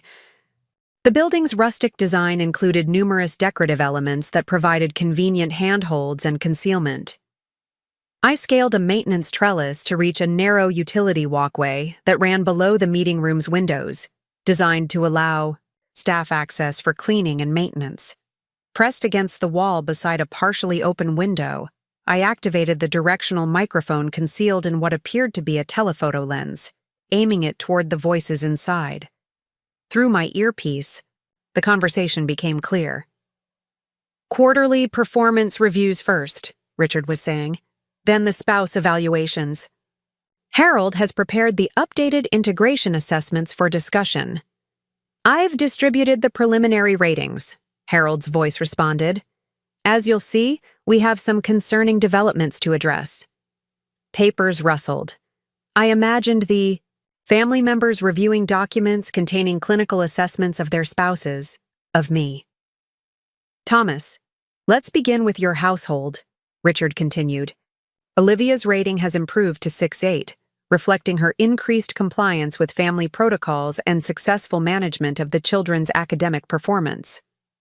"She's been working very hard to meet expectations," Thomas confirmed, his tone businesslike despite discussing his wife. "The mentoring sessions with Mother have been particularly effective in correcting her tendency toward emotional expression." "Indeed," Eleanor interjected. "Olivia has shown marked improvement in public composure and appropriate deference. I believe she's ready for limited inclusion in the investment committee discussions, though not voting privileges yet." "Agreed," Richard said. "Note that for the record, Harold. Olivia Wilson approved for Phase 3, Level 1 privileges." More paper shuffling. "Moving to Jennifer's household," Harold continued. "Kevin maintains his solid 7.9 rating with notable improvement in business contributions while maintaining appropriate subordination to senior family members." "He's fully integrated," Jennifer stated, pride evident in her voice. "Completely aligned with family objectives." "Excellent," Richard approved. "We'll proceed with his advancement to full voting rights at the next quarterly review." My stomach churned as I listened to them discussing human beings, their spouses, like corporate assets being evaluated for promotion or dismissal. But the worst was yet to come. Now for Daniel's household, Harold said, his tone shifting subtly. Rebecca's current rating is problematic. Silence fell over the room. I pressed the microphone closer, straining to hear. How problematic? Daniel asked, his voice tight. Her rating has fallen to 3.9, Harold replied. That's below the sustainability threshold, as you know. But she's been making efforts, Daniel protested. She's been more engaged with family activities, more receptive to guidance. Too little, too late, Thomas interjected. The pattern is clear, Daniel. She shows superficial compliance, then reverts to independence. The photography business takes precedence over family obligations. She maintains inappropriate friendships. She questions protocols. Recent behavior modifications appear strategic rather than genuine, Eleanor added, her clinical assessment of me chilling to hear. I suspect she's recognized her precarious position and is attempting to present artificial compliance. We've seen this pattern before, Richard stated gravely. The Bennett analysis suggests a 92% probability that she'll never successfully integrate into the family structure. What are you suggesting? Daniel's voice had taken on an edge I rarely heard. Rebecca is my wife. And your first responsibility is to this family, Richard countered firmly. We've been patient, Daniel. We've provided resources, guidance, multiple opportunities for adjustment. The data is conclusive. We're recommending implementation of Separation Protocol Alpha, Harold said quietly. Financial incentive package, career opportunity in the European division, clean dissolution of the marriage with appropriate non-disclosure provisions. My blood ran cold. They were discussing the termination of my marriage as dispassionately as a business divestiture. And if she doesn't accept? Daniel asked, his voice strained. A heavy pause followed. Then Protocol Beta would be required. Richard finally answered. Though we prefer to avoid such measures when possible. Protocol Beta, evidence creation. The method they used when spouses wouldn't leave quietly, when they needed to manufacture reasons for divorce that would preserve the family's reputation and control. I need time to think, Daniel said. This is unexpected. The assessment trends have been clear for over a year, Eleanor countered. Your attachment is clouding your judgment, dear. Remember, Christine, how difficult that became when you delayed the inevitable? Christine, Daniel's ex-girlfriend who had disappeared to Seattle, who had warned me to get out while I could. Had she been subjected to Protocol Beta when Protocol Alpha failed? We'll finalize the decision tomorrow. During the spouse evaluation session, Richard concluded. For now, let's move on to the quarterly business results. As the conversation shifted to financial matters, I carefully withdrew from my position, mind reeling with what I'd just heard. They had already decided my fate. Tomorrow's evaluation was merely a formality, a pretense of deliberation when the verdict had already been delivered. And Daniel hadn't immediately agreed to their plan, but neither had he strongly objected. His hesitation told me nothing conclusive about whether he was a willing participant in this system, or another victim caught in its machinery. I made my way back to our cabin through the woods, moving on autopilot, my thoughts racing. I needed to adjust my plans. Whatever evidence I gathered tomorrow would be useful for exposing the Wilson family system, but it wouldn't save my marriage. That path had already been closed by a rating of 3. 9 on a scale I'd never consented to be judged by. The question now was not whether to leave, but how, and what to salvage from the wreckage. Back at the cabin, I transferred the audio recording to my secure drive, then sent a coded message to Megan. Weather forecast changing. May need rain check on Sunday plans. Our predetermined signal that the situation had escalated. She would be on higher alert now, ready to implement our contingency plans if necessary. I spent the next hour carefully considering my options. Confronting the entire family was too risky. They had resources, influence, and a system designed to eliminate threats.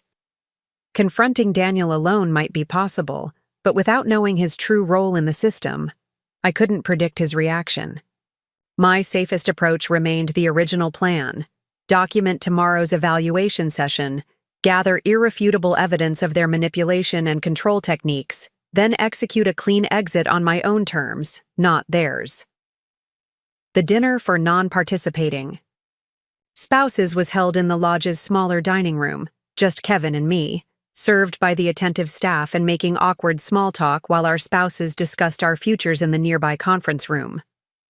"So, looking forward to the hike tomorrow?" Kevin asked, cutting his steak with meticulous precision. "Absolutely," I lied smoothly. "Though I might bring my camera. The lake views are supposed to be spectacular from the ridge trail." Kevin's fork paused halfway to his mouth. "I don't think cameras are allowed on that excursion. Family policy." "Oh?" I maintained an innocent expression. "I don't recall Daniel mentioning that." "It's a distraction-free experience," he explained carefully. "Better to be fully present for the natural beauty."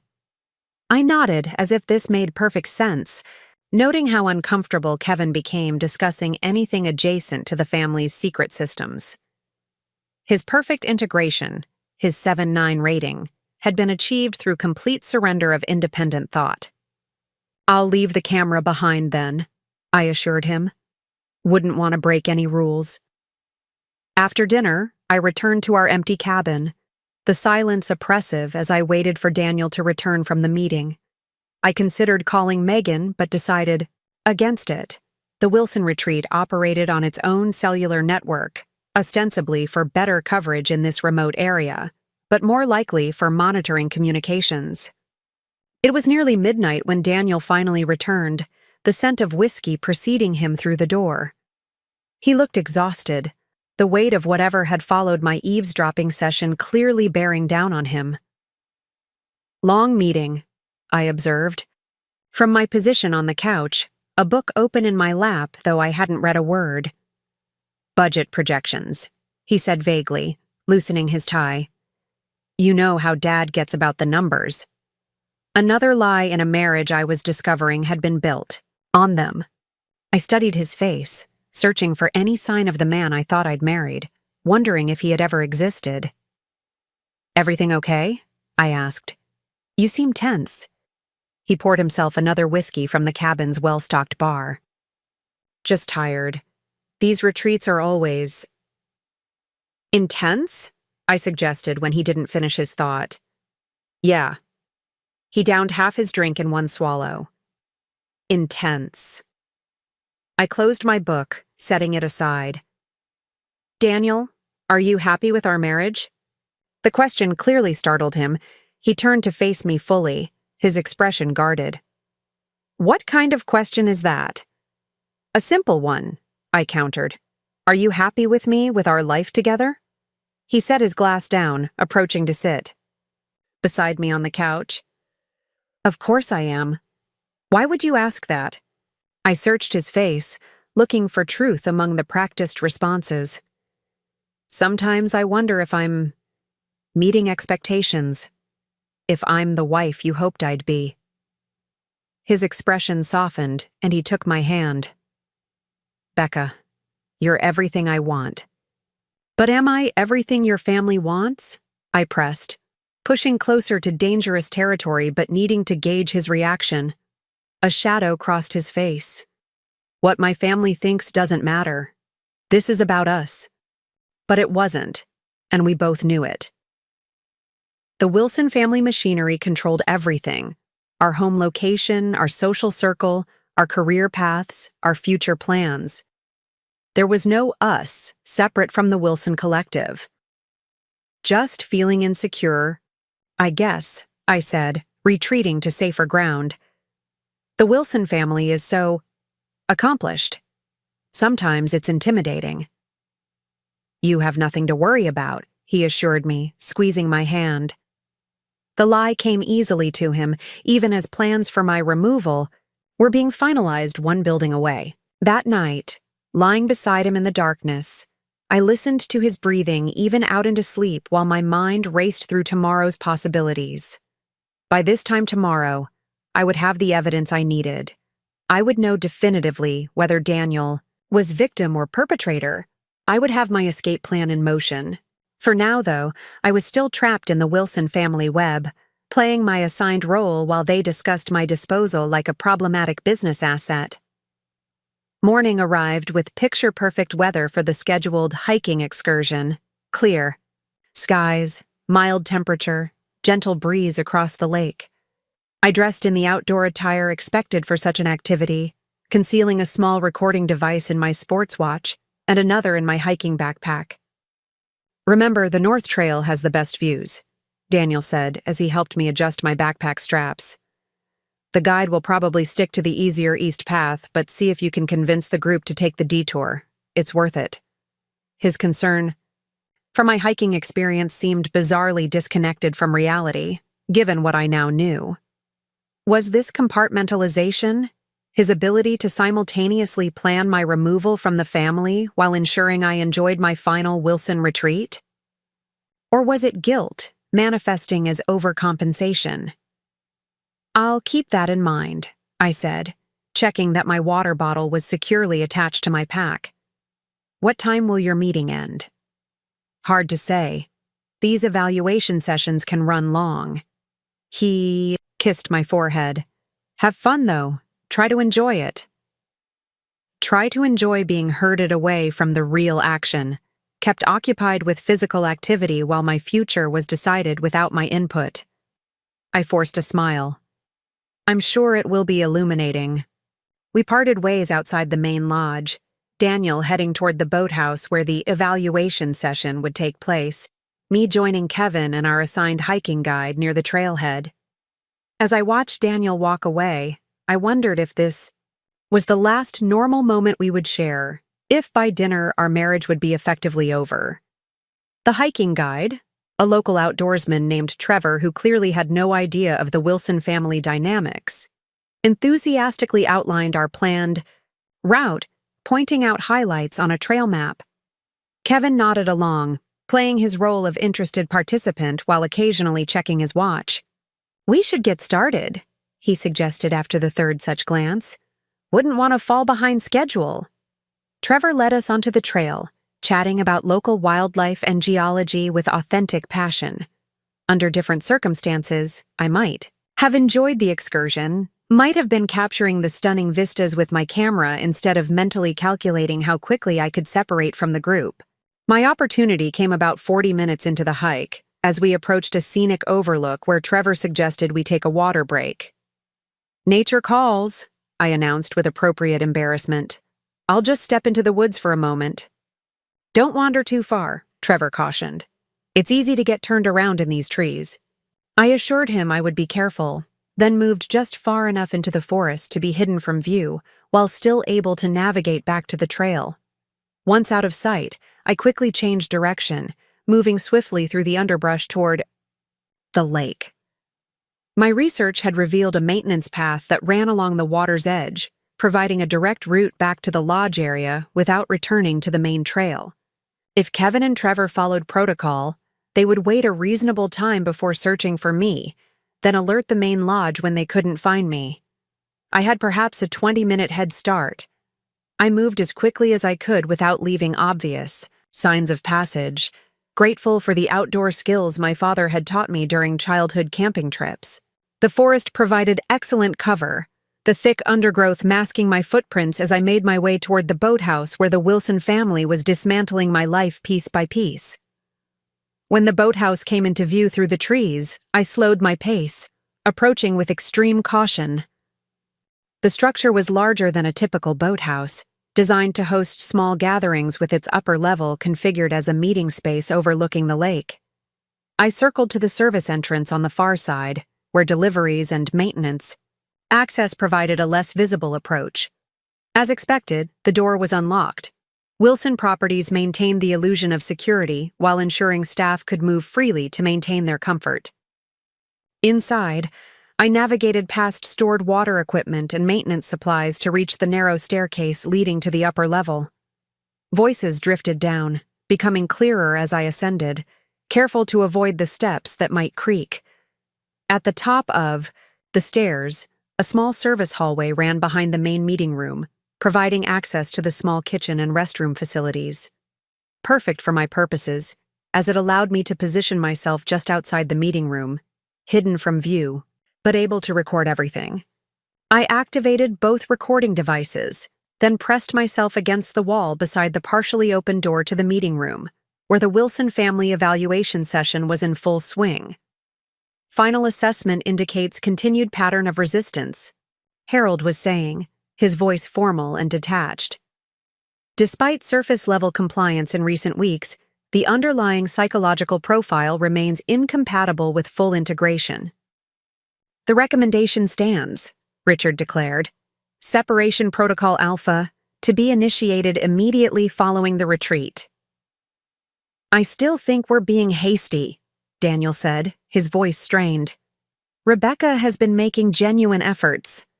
The data doesn't support that conclusion, Eleanor countered firmly. Her recent behavioral modifications are tactical, not authentic. The pattern recognition software predicts a 96% probability of rebellion within 6 months, if we delay action. Pattern recognition software? They were using algorithms to analyze my behavior. We've prepared the necessary documents, Harold continued. A position with our Munich office, generous settlement package, and standard non-disclosure provisions. The dissolution can be managed quietly, with minimum disruption to family operations. And what about Becca? Daniel asked, an edge entering his voice. What about what she wants? What she wants is irrelevant, Thomas stated bluntly. She entered this family under our terms she agreed to. She never saw the real agreement, Daniel protested. You know that. None of them do before it's too late. My heart stuttered. Was Daniel acknowledging the forged signatures, the manipulated consent? Was he finally questioning the system? That's by design, Richard replied coldly. Initial testing showed that full disclosure resulted in a 98% rejection rate. The progressive integration model produces much higher compliance. You mean trapping people in a system they never agreed to? Daniel said, his voice rising slightly. Manipulating them until they're too invested to leave. A heavy silence followed this outburst. Finally, Eleanor spoke, her tone dangerously calm. Daniel, I understand you're emotionally attached to Rebecca. That's natural. But you're allowing sentiment to cloud your judgment. Remember your commitment to this family. I remember being told my wife would be evaluated fairly, he retorted. That if she made an honest effort, she'd be accepted. She was evaluated according to established metrics, Harold interjected. The same metrics applied to every spouse for 3 generations. Metrics designed to identify people who will surrender their identity to become Wilson automations, Daniel shot back. Maybe the metrics are the problem, not Becca. My pulse raced. Daniel was defending me, questioning the system. Had he been a reluctant participant all along? Or was this a new awakening? You're out of line. Richard's voice cut through the room like a whip. Your primary loyalty is to this family, to the legacy we've built. Individual relationships are secondary to that purpose. Always have been. Always will be. And if I disagree? Daniel challenged. If I choose my wife over your protocols? Another weighted silence. When Richard spoke again, his voice had dropped to a dangerous quiet. Then you would be making a grave mistake, one with significant consequences. Are you threatening me, Dad? Daniel asked incredulously. I'm reminding you of reality, Richard replied. You signed the same covenant we all did. Your position, your inheritance, Your entire professional identity exists within the Wilson framework. Walking away means walking away from everything, including access to your trust fund, Thomas added with what sounded like smug satisfaction. The terms are quite specific about family loyalty requirements. Financial coercion, another control mechanism I hadn't fully appreciated until now. So those are my choices? Daniel's voice had gone quiet. Sacrifice my wife to maintain my position or lose everything to keep her? That's unnecessarily dramatic. Eleanor sighed. No one is asking you to sacrifice Rebecca. We're simply transitioning her out of a role she's proven unsuitable for, with generous compensation and minimal disruption. She'll have a fresh start, a successful career, financial security. Many would consider it a kindness. A kindness, Daniel repeated hollowly. Manipulating her into a divorce she doesn't want or understand, making decisions about her life without her knowledge or consent. Some kindness. Enough, Richard declared. The decision has been made. Harold has prepared the documents. The Munich position has been arranged. After the retreat, you will present the opportunity to Rebecca, as we've discussed. Her belongings will be moved while you're both at work next. Tuesday. Clean, efficient, compassionate. My stomach churned at the clinical dismantling of my life, all arranged without my knowledge, presented as a fait accompli. And if she refuses? Daniel asked, his voice tight with suppressed emotion. Then we move to Protocol Beta, Harold answered matter-of-factly. Though I strongly advise against it, the documentation process is unpleasant for all involved. Evidence creation. Manufacturing reasons for divorce that would destroy my reputation, my career, possibly my future prospects. The Wilson family's scorched earth policy for spouses who wouldn't leave quietly. This is wrong, Daniel said, his voice barely audible. All of it. The assessments, the protocols, the manipulation. It's wrong. It's necessary, Richard countered firmly. It's how we've preserved this family's position for generations. How we've ensured only suitable additions to the bloodline. How we've protected our legacy from dilution and disruption. It's how you've controlled everyone and everything around you, Daniel corrected. How you've turned us all into extensions of your will rather than individual human beings. That's enough, Eleanor interjected sharply. You're upset, Daniel. Perhaps you should take some time to compose yourself before we continue. No, Daniel's voice had strengthened. I'm seeing clearly for the first time in years. This system, this family cult you've created, it's toxic. It destroyed my relationship with Christine. It's destroying my marriage to Becca. It's destroying me.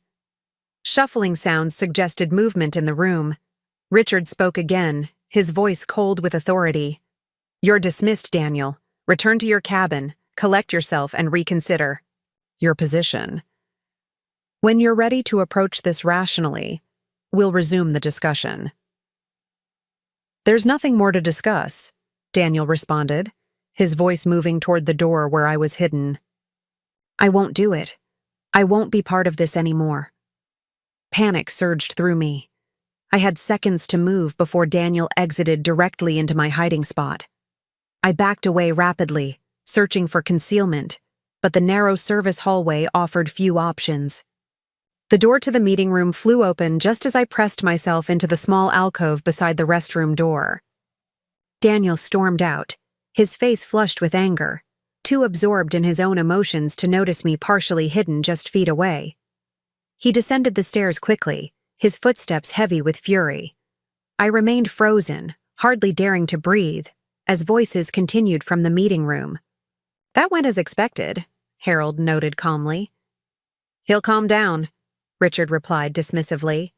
They always do when they realize what they're giving up. If not, we have contingencies, Eleanor added. The psychological pressure points were mapped in his assessment last quarter. Thomas, be prepared to implement if necessary. Gladly, Thomas responded. Been waiting years to put little brother in his place. The conversation continued, but I had heard enough. I needed to find Daniel, to learn if his rebellion was genuine or simply another manipulation tactic. Carefully, silently, I made my way back down the service stairs and out the maintenance entrance, circling wide around the boathouse to avoid being spotted. I ran through the woods toward our cabin, mind racing with possibilities. If Daniel's outburst was genuine, we might have a chance, not to save our place in the Wilson hierarchy, but to escape it together, to rebuild our relationship free from their toxic influence. But if it was another layer of manipulation, good cop performance designed to maintain my trust while they implemented their separation protocol, then I needed to accelerate my exit strategy immediately. Part 5. The Resolution and Transformation. The cabin door was ajar when I approached, Daniel's voice drifting from inside, tense, urgent, punctuated with frustration. I slowed my pace, moving silently across the wooden porch to listen before revealing my presence. "I don't care about the contingencies," he was saying, his tone sharp. "I'm done with this system. All of it." A pause. He was on the phone. "No, you don't understand. I've watched them break people for years, reshape them, control them, discard them when they don't comply. I was complicit. I let it happen to Christine. I almost let it happen to Becca." Another pause, longer this time. 24 hours, that's all I need. Yes, I have copies of everything. No, they don't know. I've been planning this for months. Yes, since her score first dropped. Below threshold. My breath caught. Daniel had been planning something related to my evaluation score for months? Was this evidence of deeper manipulation or preparation for rebellion? "The account is set up. Untraceable, just like you showed me." "No, Megan. I won't tell Becca yet. Not until I'm sure she's safe." Megan? My Megan? Daniel was talking to my best friend? The revelation hit me like physical blow, pieces clicking together in a pattern I hadn't anticipated. I pushed the door open, no longer concerned with stealth. Daniel spun toward me, phone still pressed to his ear, face draining of color. "She's here. I have to go." He ended the call, setting the phone down carefully as if it might explode. "Becca, you're supposed to be hiking." "And you're supposed to be at the evaluation session," I countered, closing the door behind me. "The one where your family decided to implement Separation Protocol Alpha on me." His eyes widened.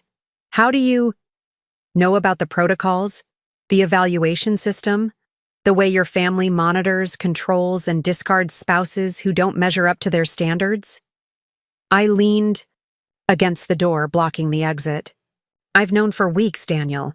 I found the assessment books in the attic. I've been investigating ever since." Daniel sank onto the couch, shock evident in every line of his body. "You know everything?" "The forged integration covenant, the surveillance, the manipulated career opportunities, the systematic isolation from independent friends." I crossed my arms. "Everything except why you're talking to my best friend about untraceable accounts and keeping me safe." "It's not what you think," he began, then stopped himself, shaking his head. "Actually, it's exactly what you think. I've been planning an escape from my family for months." "With Megan's help?" "My Megan?" He nodded slowly. "She approached me after your last lunch together. Said if I was half the man you thought I was, I'd help you get away from my family before they destroyed you." The implication staggered me. While I'd been investigating the Wilsons, gathering evidence for either confrontation or escape, Megan had been working with Daniel behind my back. "You could have told me," I said, hurt and confusion warring with cautious hope. "All this time I've been trying to figure out if you were a victim or perpetrator in this system, and you never once indicated you saw anything wrong with it." I couldn't risk it. Daniel stood, moving toward me with urgent intensity.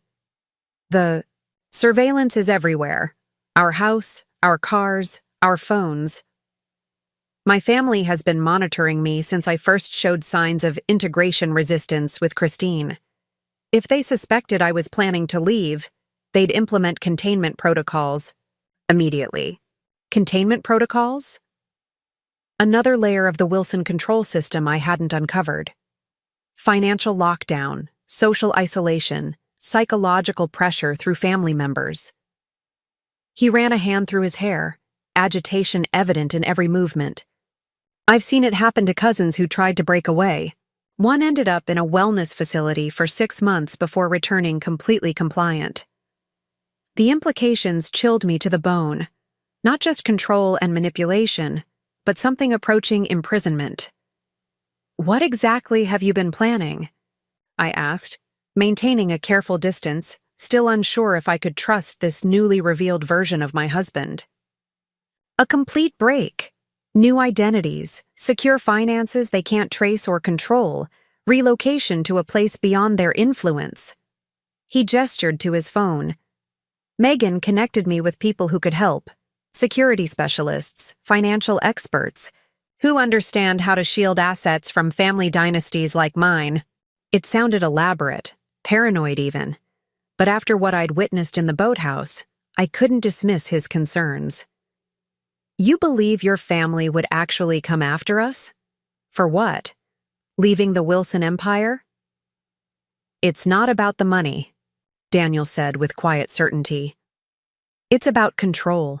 No one leaves the Wilson system, not with their reputation, career, or relationships intact. My family built their empire by containing threats and eliminating variables. Anyone with insider knowledge of how they operate is, by definition, a threat." The picture he painted aligned with everything I'd discovered, yet seemed almost fantastical in its scope. A family so obsessed with control that they would pursue and punish escaped members like some corporate cult. "Why now?" I asked. "You said you've been planning for months. What changed today?" "They've moved up the timeline," he explained, pacing the small cabin. "Your separation was scheduled for next quarter, but something accelerated the process. In the meeting, they revealed the Munich position is already arranged. Your replacement belongings are already in storage.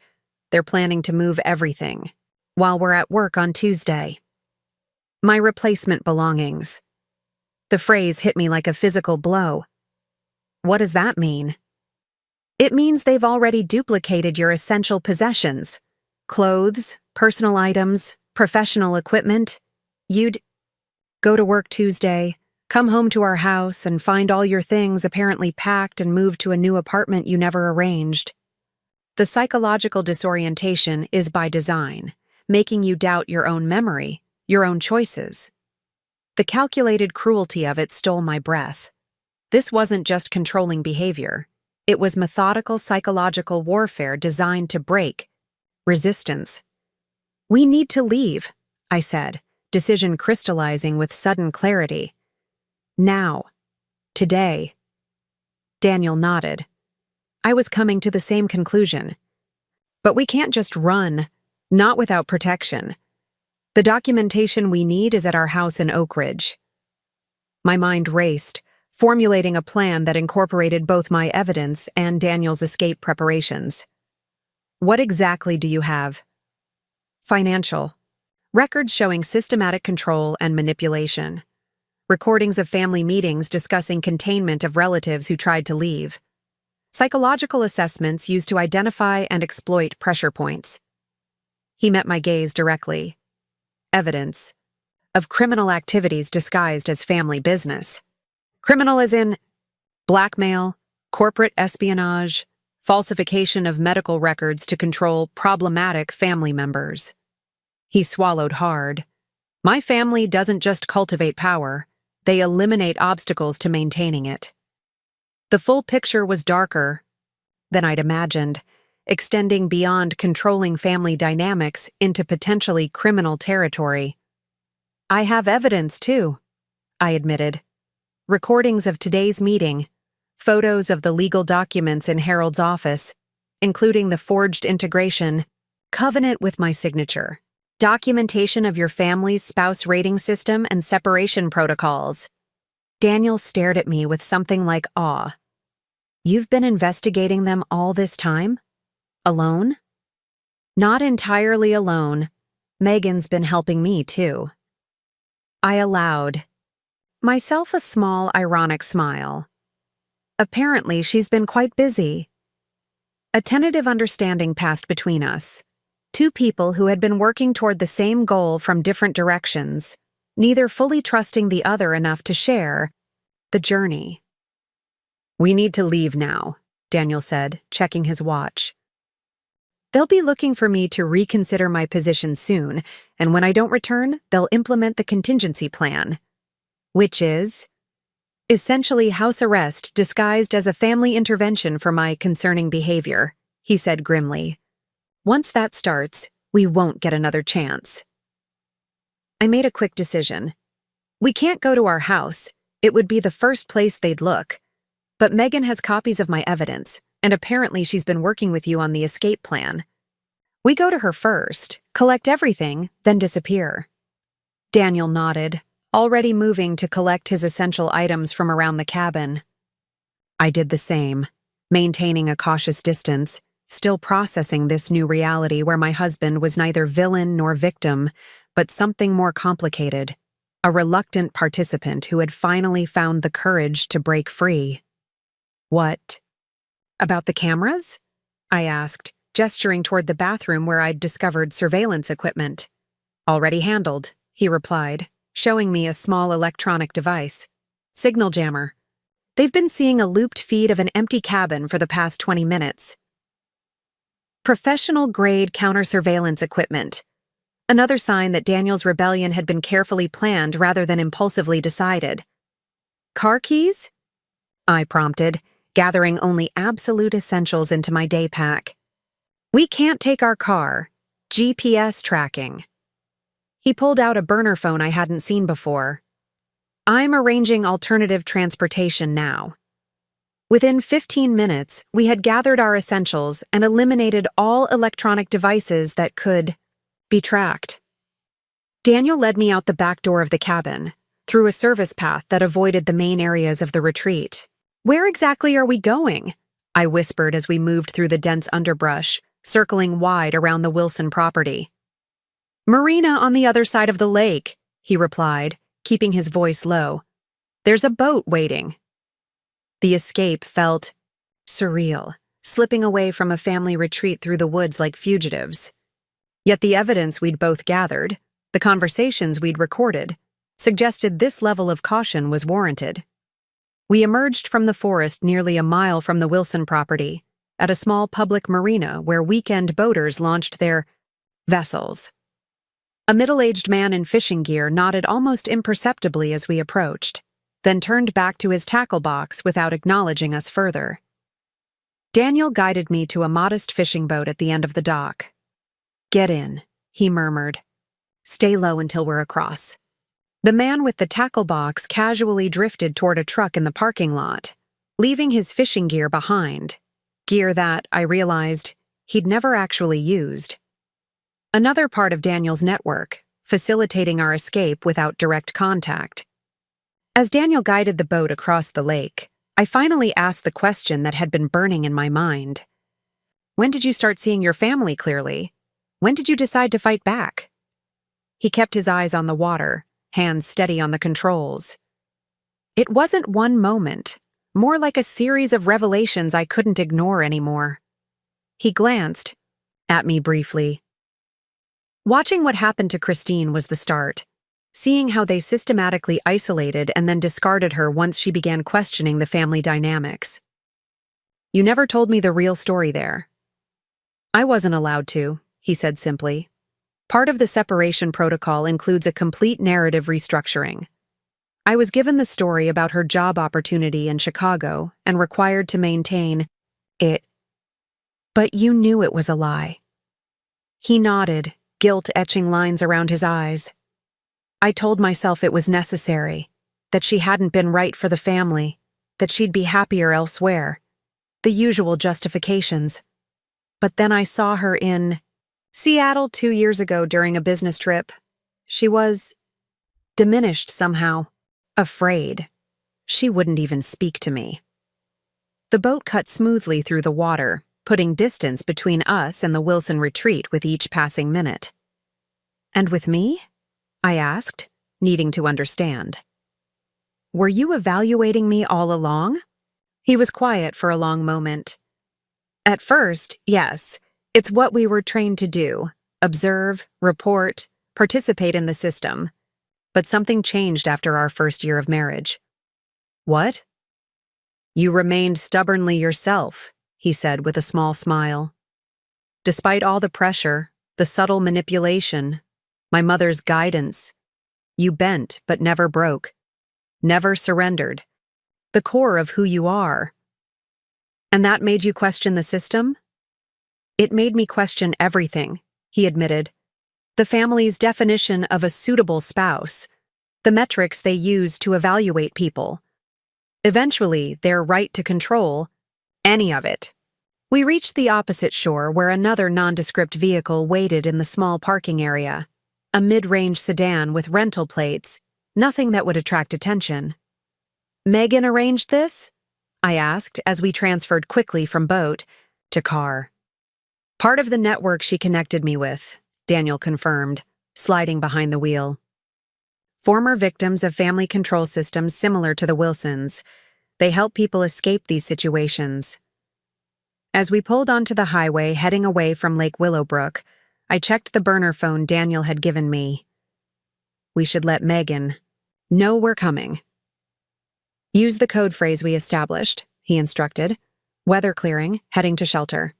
I sent the message, still adjusting to this new reality where my husband and best friend had created an entire secret communication system behind my back. For my protection, they'd claim, but the exclusion still stung. They'll discover we're gone within the hour, Daniel said, checking the rearview mirror compulsively. Maybe sooner if the signal jammer fails or Kevin reports back about the hiking trip. What will they do?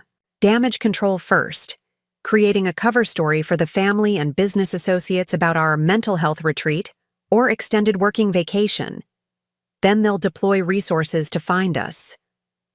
You really believe they'll come after us? For simply leaving?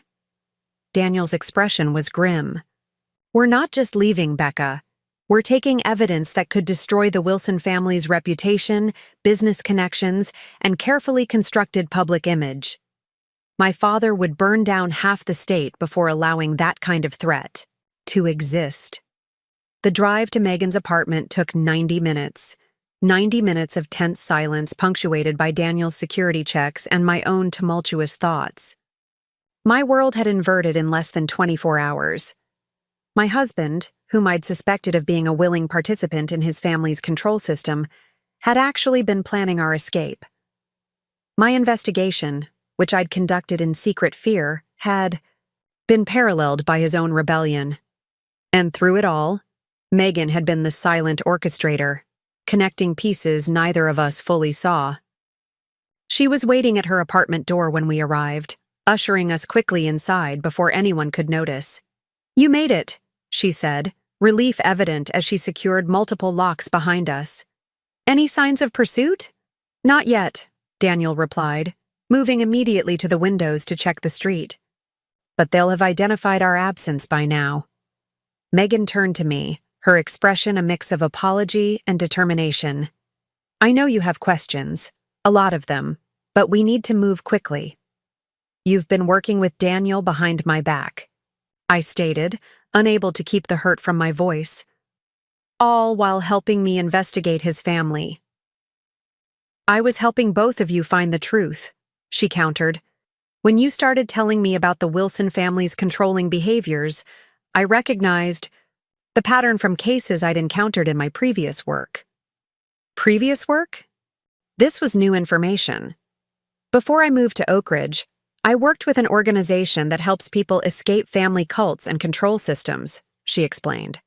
When your description of the Wilsons started raising red flags, I began monitoring the situation more closely. And approached me separately, Daniel added, to determine whether I was victim or perpetrator. I couldn't tell you, Becca, Megan said, her eyes pleading for understanding.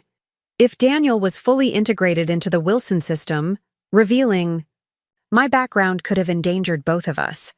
And if he was trying to break free, telling you prematurely could have exposed his efforts through the surveillance systems. The explanation was logical, even professional. But emotions don't always respond to logic. I thought I was protecting you by keeping you at arm's length from my investigation, I said. All while you were running your own operation. Not my operation, Megan corrected. Just connecting you both with resources you needed. And now we need to use those resources to get you both to safety. She led us to her home office, where a secure laptop displayed what appeared to be transportation schedules. Everything's arranged.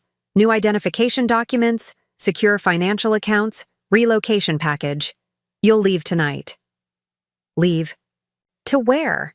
I asked, the reality of our situation finally sinking in. We weren't just escaping a controlling family. We were entering a kind of witness protection program. The less you know until you're on your way, the better, Megan replied. But it's somewhere the Wilson influence doesn't reach. Daniel nodded, apparently already familiar with these arrangements. What about the evidence? The documentation we've both collected? Secured and duplicated, Megan assured him. Copies have been encrypted and distributed to secure locations with deadman switches. If anything happens to either of you, the information goes public immediately. The professionalism of the operation was both reassuring and disturbing. This was clearly not Megan's first extraction from a controlling family system. I need time to process this, I said, feeling overwhelmed. 24 hours ago, I was investigating my husband's family. Now I'm running away with him, guided by my best friend who turns out to be some kind of cult extraction specialist. I know it's a lot, Megan acknowledged, but we don't have the luxury of time for a gentle transition. The Wilsons have resources. Most controlling families don't. Private security, law enforcement connections, financial leverage over half the state. As if to underscore her point, Daniel's burner phone vibrated with an incoming message. His expression darkened as he read it. What is it? I asked. My security contact at the retreat, he replied. Thomas has activated the concerned family protocol. There are already wellness checks being called in to local police departments around Oak Ridge, reporting us as potentially suicidal and dangerous to ourselves. The first stage of containment, Megan explained grimly. Creating a paper trail that justifies forcible intervention for your own safety. And the implications chilled me. They'd have us committed? Only if necessary, Daniel said. Usually the threat is enough to bring people back into compliance. The actual commitment is reserved for those who resist repeatedly. The depth of the Wilson family's control mechanisms continued to shock me, even after everything I'd discovered. This wasn't just manipulation. It was systemic abuse disguised as familial concern. We need to finalize the evidence package, Megan said. Moving to her computer, combine what you both have collected, create the leverage you'll need if they continue pursuit. For the next hour, we worked methodically, downloading my recordings from the boathouse meeting, adding them to Daniel's collected documentation, organizing everything into a comprehensive case file that revealed the full extent of the Wilson family's control system. The evidence was damning when assembled. Psychological assessments used to identify vulnerabilities, financial manipulation to ensure dependence, surveillance records documenting private conversations, medical files altered to support interventions for non-compliant family members, and the spouse evaluation system with its clinical separation protocols. This would destroy them if released, Daniel said, staring at the compiled documentation, with a mixture of horror and vindication. Not just reputation damage. There's enough here for criminal charges against my father, Harold, possibly others. Which is why they'll do anything to prevent its release, Megan reminded us. Your safety depends on maintaining this leverage without having to use it. A delicate balance, threatening enough exposure to keep the Wilsons at bay, while avoiding pushing them to desperate measures. As evening approached, Megan's phone chimed with an alert. "Your transportation is ready. We need to move." She handed us each a folder containing new identification documents, financial information, and contact protocols. "Memorize, then destroy," she instructed. "Everything you absolutely need is also backed up digitally in secure locations you can access with the passwords provided." Reality hit me with stunning clarity. We were leaving everything behind. My photography business, our home, our entire established lives in Oak Ridge. "What about your safety?" I asked Megan suddenly. "Once we're gone, they'll know you helped us." "I've arranged my own exit strategy," she assured me. "By this time tomorrow, Megan Chen will have accepted a job opportunity overseas. A different identity, a different life." Another revelation. My best friend had always been prepared for this possibility, had structured her life in Oak Ridge to be easily abandoned if necessary. "I don't know how to thank you," I said, emotion finally breaking through my shock. "Live free," she replied simply. "Build a life based on genuine choice, not manipulation. That's all the thanks I need." We left Megan's apartment through the service entrance, transferring quickly to an unmarked van that would take us to the next stage of our journey. As we pulled away, I watched her building recede in the distance, another chapter of my life closing with startling finality. "Are we doing the right thing?" I asked Daniel softly, doubt creeping in as the magnitude of our decision became clear. "Running away? Starting over completely?" He took my hand, his grip firm and certain. "We're not running away, Becca. We're running toward something, toward the chance to build a life that's actually ours. One where we make choices based on our own values, not algorithms and assessment scores. What if they find us?" "They won't," he said with quiet confidence. "Not if we're careful, not if we maintain the leverage of everything we've documented. My family operates through control and fear. Without those tools, they have no power over us." As the van carried us toward whatever future awaited, I realized that the question of whether Daniel had been victim or perpetrator in the Wilson family system had never had a simple answer.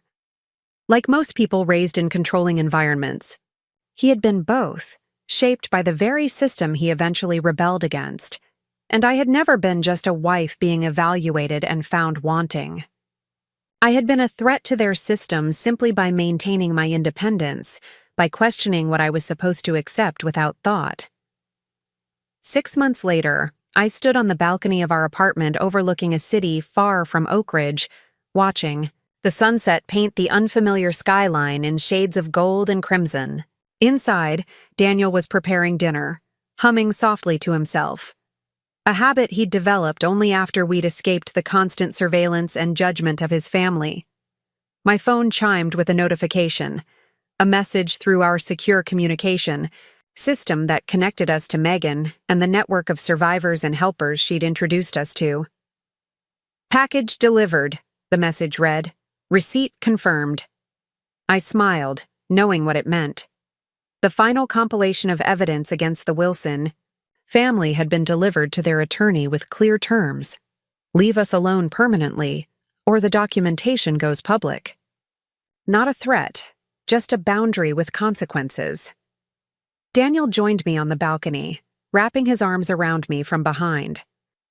"Good news?" he asked, noticing my expression. "The best," I confirmed. "I think we're finally free." "We've been free since the moment we left," he murmured against my hair. "This just makes it official." In the month since our escape, we'd built a new life piece by piece. New jobs, new home, new social connections. But most importantly, we'd built a new relationship with each other, one based on honesty and genuine choice rather than performance and evaluation. There were still difficult moments, times when Daniel unconsciously fell into Wilson family patterns, when the hypervigilance of our escape resurfaced in anxiety dreams or startled reactions to ordinary situations. Freedom from a lifetime of conditioning didn't happen overnight, but each day brought us further from the Wilson family's influence, closer to the people we were meant to be when not constrained by secret rating systems and manipulative protocols. "What are you thinking about?" Daniel asked, following my gaze toward the sunset.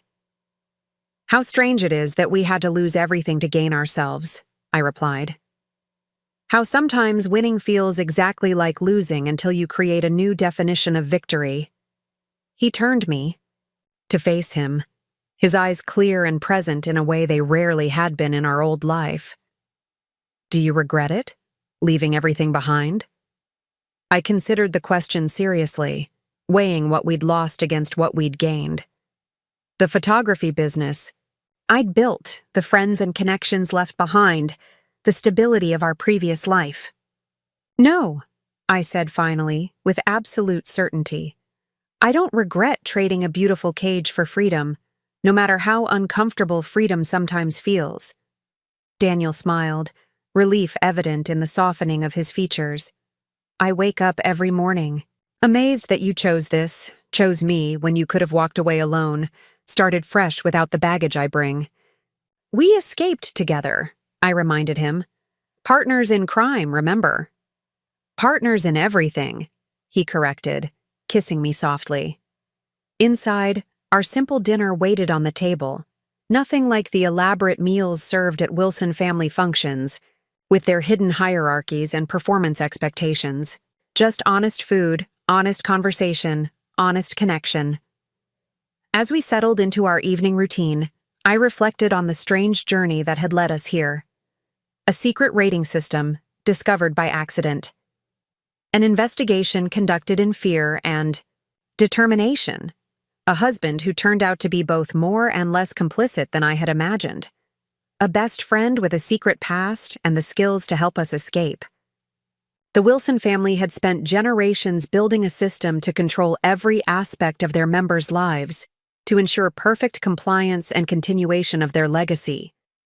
They had evaluated and measured and manipulated, treating people like assets, to be managed rather than individuals to be respected. But in the end, all their protocols and assessments had failed to account for the most fundamental human quality, the desire for authentic freedom, the need to live by genuine choice rather than coercion. We had rated unsatisfactory in their system, but in escaping it, we had found something infinitely more valuable than their approval could ever be. We had found ourselves. Up next, you've got 2 more standout stories right on your screen. If this one hit the mark, you won't want to pass these up. Just click and check them out.